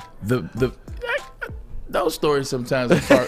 Don't you remember he went and worked for Pizza Hut to make up for it? No, I remember that. Better than Nate Burleson's pizza story. The best story with Roy Williams was when he made his wife return the engagement ring or something like that, and she mailed it to him, where it was something that happened like that. He had a bunch of those weird stories, because didn't he go to prom? While he was here, I think he went to a prom or a homecoming, and he was way far removed from it.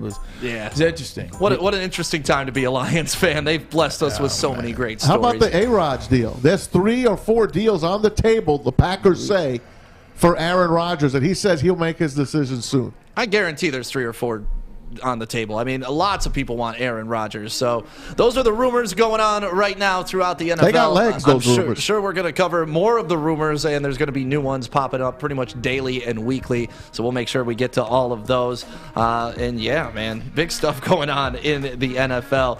We got to take a break. We'll be right back on the Woodward Sports Network. My name is Stick, filling in for Ryan Ermani today. That is Braylon Edwards, and this is The Bottom Line. Life is full of hard choices. We're here to make one of life's biggest decisions as simple as possible. My name is Christina Gennari, and for over 20 years, I've helped hundreds of families buy and sell homes. We cover all of Metro Detroit and more, from large luxury homes to starter homes. We will work hard to make sure that you get the home of your dreams. So if you're in the market today or even thinking about buying or selling in the future, make the obvious choice. Christina Gennari, the obvious choice in real estate. Visit us at soldchristina.com today. Make sure you download the Woodward Sports app in the App Store and the Google Play Store today. Take Woodward Sports with you wherever you go and listen live on your phone or mobile device. Hey, gang, Chili Peppers Tanning. That's where you want to go for your vitamin D. We were there on Monday at their new Berkeley store. 26 locations and more on the way. Chili Peppers Tanning, where you're going to find the cleanest salons in the D, spotless sanitized rooms, and trained certified tanning professionals. Join the Pepper Club.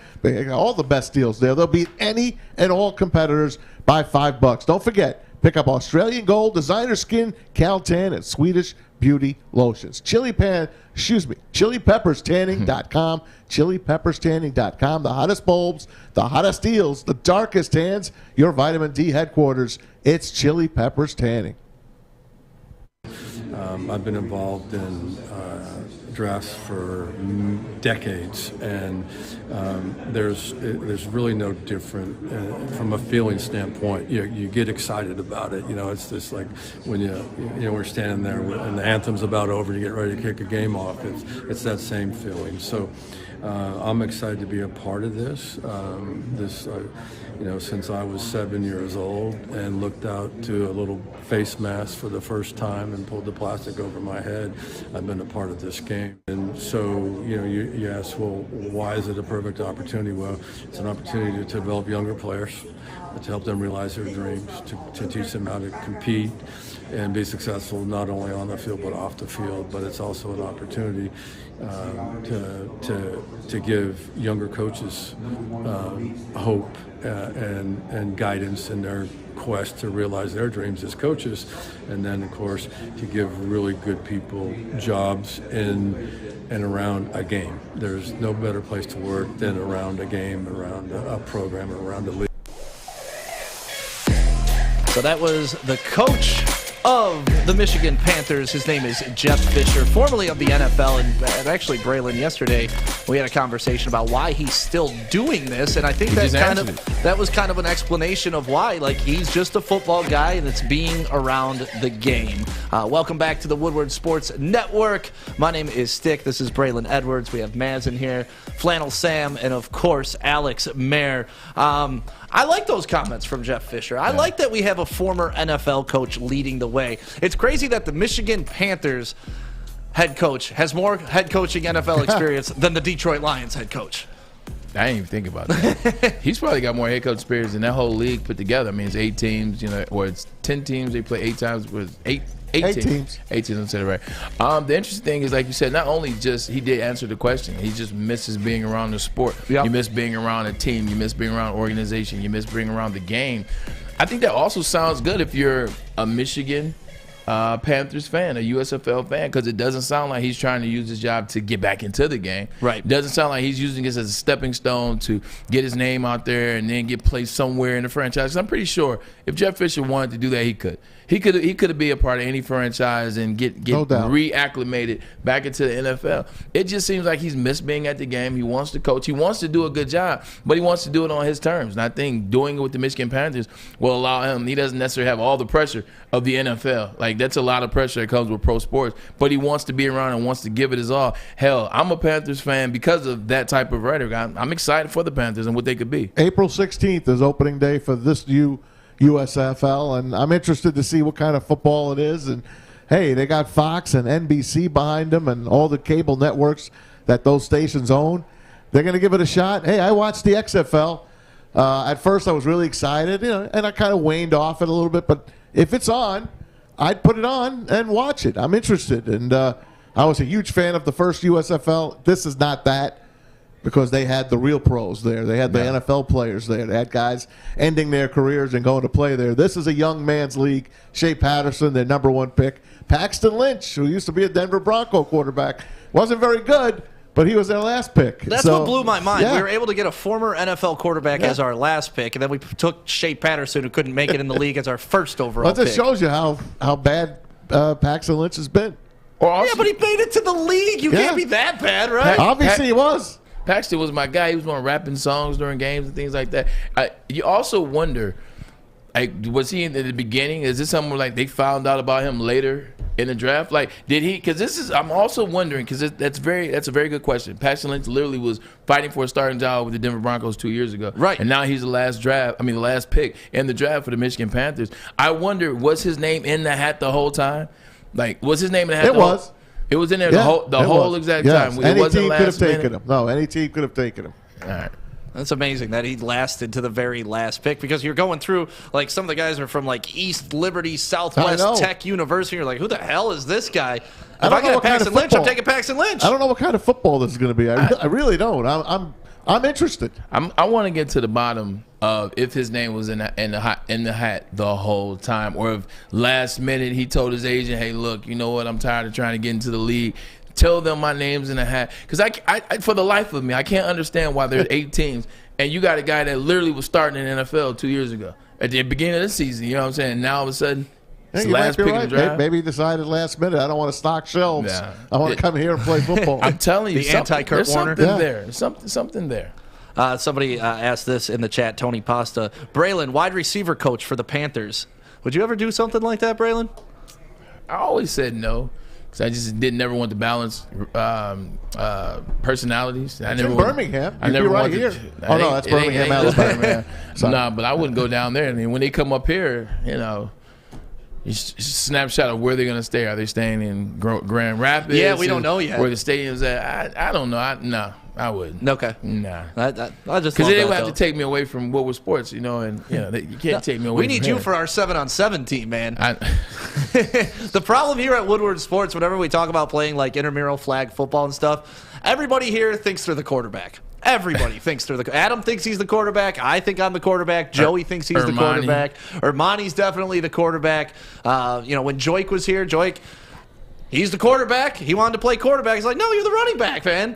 Would you play quarterback? Of course. See? But I played quarterback in high school, though. Like everybody wants to play quarterback. Right. Like that's the position. Like whenever you see guys when they're on the field warming up or they're at events or whatever, what are guys doing? They're throwing the ball. They're playing catch. Like guys like to be the quarterback. I mean, I played in high school and.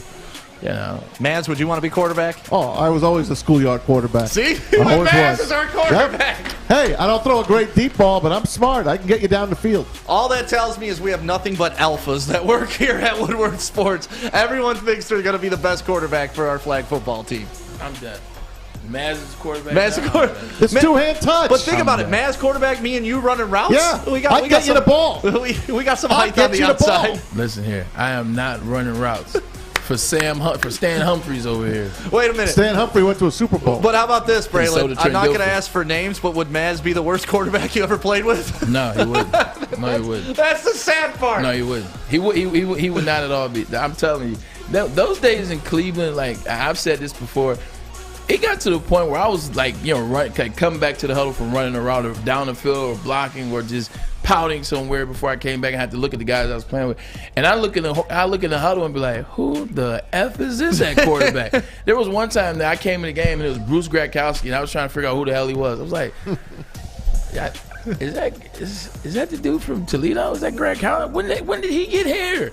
Like that's not, man, I was coming back to huddle. I didn't even know the quarterbacks that I was playing with. It was bad. That's unfortunate, man. And honestly, as a fan of yours watching you grow up and play, I mean, we're not that old, much different apart, but I think I'm like 2 years older than you. Yeah, you're 99? Yeah, I graduated in 99. Yeah, I'm 01. So I was able to watch you play college and obviously watch you get drafted number 3 overall. And, just like we were discussing with Allen Robinson and Terry McLaurin, like, that just sucks, man. And I feel for you on that level. I appreciate that. I really man. do. But I wouldn't trade off for anything in the world, man. It was like the best experience of my life. So I wouldn't trade it. It sucked, but there was some great times in there as well. So I wish, but at the same time, I mean, hell, I got to say I played in the NFL. That's what I wanted to do as a kid. I grew up wanting to do that. I was able to do so. So I ain't tripping. Yeah, well, thank you for playing, Braylon, and thank you for being a part of the Woodward Sports Network. And coming up next, we have Maz's videos of the day. They're back. Yes, sir. How did they do yesterday without me? Alex did them all. Alex did good. Alex did them all, yep. Did he just read what I had on the paper? No. Pretty much. Or did he No. He's not monotone. No. He basically talked about how you would read it. He talked about why you would read it a certain way and why you picked a certain topic. And then he did his little imitation of it. He did a good job. I think I want to hear it. I got you covered, Alex. I want to hear it. We'll do that next right here on the Woodward Sports Network. My name is Stick, filling in for Ryan Ermani. That is Braylon Edwards. This is The Bottom Line. Yes, sir. Everything that we've hoped for finally. He's going deep, right side. Oh, that is Edwards out there. He goes up in the air at the goal line. Hey, it's Braylon Edwards here, wanting to welcome the sports marketing agency to Woodward Sports Network, to the family. Glad to have you guys. For the last decade, the sports marketing agency has literally leveraged athletes around issues such as mental health and substance abuse.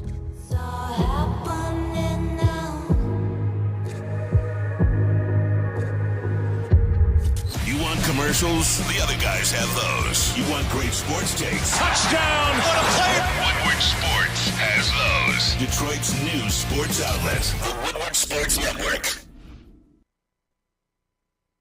Citron World is an aspirational lifestyle beverage brand with a line of sparkling flavored energy beverages, premium bottled water, and revitalizer shots. Citron's official energy drink of the Red Wings, where our own Al May went to the game last night. How was the game, Al May? It's good. Great atmosphere. I saw some former Red Wing named Darren McCarty there on the Jumbotron. It was actually when they put D-Mac on the screen, it was the loudest it was all night. So it was pretty cool to come in here this morning and talk to him about it. So you should have played. I got to get back down there for a game. Last time I went was the game against the Blackhawks in 2020, which was the last game of the season for COVID. So I got to get back down there. They do a great job with that energy atmosphere. at LCA. Proud partners with the Detroit Pistons and exclusively served at where Al May was at, LCA. If you're looking for premium ingredients, long-lasting energy, balanced hydration, essential vitamins, and great taste, Citron is our top choice for you. Citron is fashionable, functional, and fun. I always like to say that. It's like the 3 Fs. Fashionable, functional, and fun. Buy online at citronworld.com with promo code REDWINGS10. Save 10% with shipping and handling included. Drink it, live it with Citron. And while you're drinking your Citron, you're getting all energy and getting all healthy, make sure you look good, too, on the outside. And that's where Lady Jane's comes in to take care of you, making sure you get that King's treatment because you deserve it. Look, your week's stressful enough. You go through enough stuff. Why not just sit down, relax, get that shoulder rub, get that head rub, and get that beautiful haircut so you can walk into any room confident as possible. And it can only be done at Lady Jane's. They have locations all over Metro Detroit and literally all over America. If you're checking us out on YouTube and listening in different states, make sure you support Lady Jane's no matter where you are because their haircuts are wicked awesome. Wicked awesome. And now it's time for Maz's Videos of the Day, only on the Woodward Sports Network. We'll start you off last night, man. That was a hell of a game. Well, on the short end of the stick, though. It's always great when the Avalanche are in town, but the best part is when D-Mac is on the screen. If you weren't at the LCA, this is what you missed.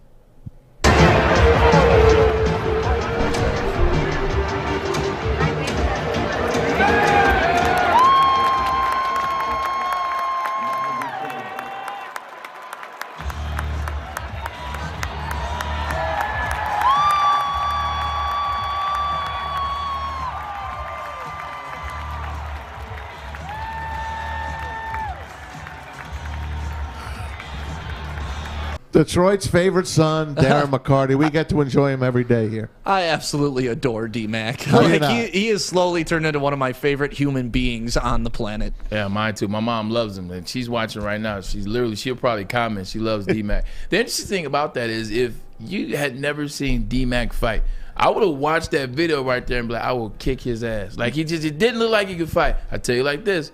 Try D-Mac if you want to. You will end up on the ground. Don't get hit with that left. Yeah, I was going to say, watch the left. Watch the left. Hey, last Saturday I was at the bowling alley. It was our once-a-month bowling league.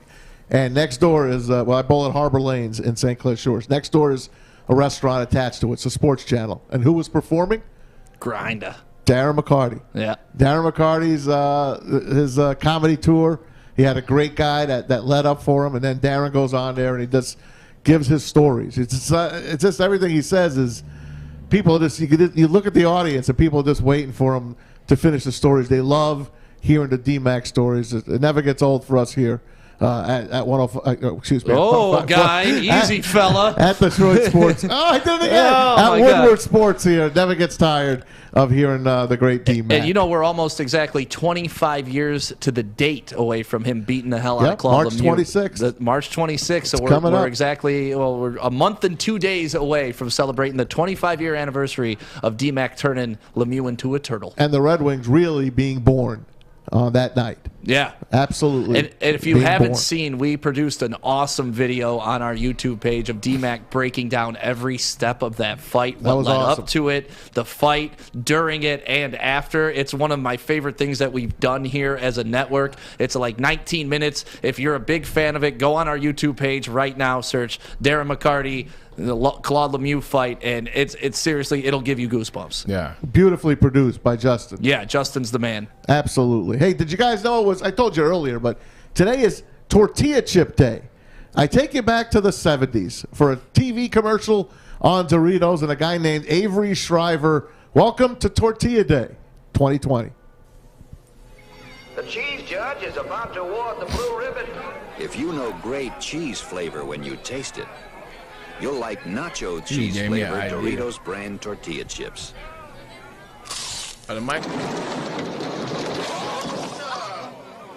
Nacho cheese Doritos. The crunch says Doritos. The flavor says cheese. Try nacho cheese, one of 3 great Doritos flavors. Happy Tortilla Chip Day. It was Margarita Day on Tuesday it was. And now you got Tortilla Chip Day today. Here's a good question for you guys. What is your favorite tortilla chips? Obviously, the company is probably Tostitos, but what type is your favorite? Ooh, I like the scoops. I knew you were going to say scoops. I'm lazy. I knew you were going to say I'm scoops. lazy. No, the scoops is a good They one. don't break easy. I'm a big fan of like the white corn tortilla chips. I think those are good. Sam? I'm going to have to go with the scoops as well. Scoops. Mayor. Can't go wrong with the scoops. I also like the Tostitos with a hint of lime in them. Oh, I don't like the lime ones. That's what I was going with. No, they always taste like Fruit Loops to me. And the Chipotle chips are good at that too. You can taste the lime in the Chipotle chips. I can eat those by themselves. Yeah, Chipotle I chips, can eat those without sauce. top of the line. Chipotle, those are my favorite 2, and the scoops, obviously, they're number 1. But those 2 right there, those are mine. Hey, last night the Mays Rage showed up at Chrysler, and Michigan beat Rutgers. Phil Martelli coached his first game without Juwan Howard, and he wanted to thank the Mays Rage after the game. I do want to make mention, and the Mays Rage, the ovation that they gave me when I went out there meant a lot. Congrats to Phil Martelli and the rest of the gang at Michigan. Let's see if they could run the table. And that was a nice jacket, by the way, he had on. And compliments of the MDM. You know, one thing about when it gets towards the end of the regular season, you creep into the playoffs or creep into the conference tournament, you can start to feel March Madness knocking at your door. Oh, yeah. Because I caught the end of that Providence and Xavier game yesterday, 3 overtimes. Providence ended up winning 92-99, but you can start to feel it coming like that. That's the energy that March Madness provides. I'm locked in now. Yeah, I am. Finally. It's taken me this long. That Xavier Providence game got me. I'm ready to go. Got me. The only thing missing is Dickie V. I wish he was healthy enough to be on. The fact that he's battling the way he is, though, man, and still being public with it and showing pictures of him battling chemotherapy and stuff. Because you guys know this. I went through it with my dad, and what that does to you just as your spirit and as a human. But Dickie V is so upbeat. He's so great with this. You just can't help but cheer for that man. I tell you what everybody is not waiting for, but waiting for at the same time is who's going to win ESPN, the award this year. It's going to be Dick Vitale. It has to be the Jimmy V award. And typically what happens after that is that's why I'm already getting with Stuart Scott. And the list goes on, man. We'll get him on once he's able to speak again because he had vocal surgery on top of the cancer. He had to have vocal surgery, and that's why he had to bow out for this year because he wanted to fight through it and still do games. So God bless Dickie V. Just get well. And I leave you with one more. If Ryan was here, he would have loved this. Fox 28 in Columbus. This was a reporter ready to do his stand-up. The mom? And his mom shows up on the scene. Check this out. Is it because of... This is my mom. Hold on. I'm trying to work right now. You over there calling my phone. This is D'Angelo. You can say hi. And don't be holding up traffic because you got cars behind you. Did you record that? Oh, man. That's definitely my mom. That's awesome. Yes, that is your mom. He's got to learn, though, to embrace those moments, man. Yeah. Instead of being annoyed with your mom, understand that that's love right there. He looked like he was smiling, though. He was. I know, but like he was serious. That's one of those things when afterwards you're like, oh, man, I probably just should have showed some love to my mom because that's something my mom would do. I mean, she's very supportive. So shout out to all the moms out there. And one more shout out. Detroit Dabber brought this to my attention. It's World Bartender Day, too. So tip your bartender. All the bartenders of the world that are our therapists, that are our friends, and I worked in the bar industry for a long time. Some of the hardest working people you'll ever meet in your life. So shout out to the bartenders. Tip your bartender well today. That's right. And have a great Thursday. We'll be back on tomorrow. And don't forget, Woodward Bets is on at 6 p.m. today. Man. So make sure you're watching. We will see you tomorrow. Yeah, we will, man. I'm Edwards. I'm Stick. And this is the Bottom Line. And we're out of here. He's going to throw for it. He's got to throw it to the end zone. Lobs it up. One-on-one. Cut. Michigan. Touchdown. I can't believe this. Rory Roundtree. There's a penalty flag thrown at the 2-yard line. Touchdown is the call on the field.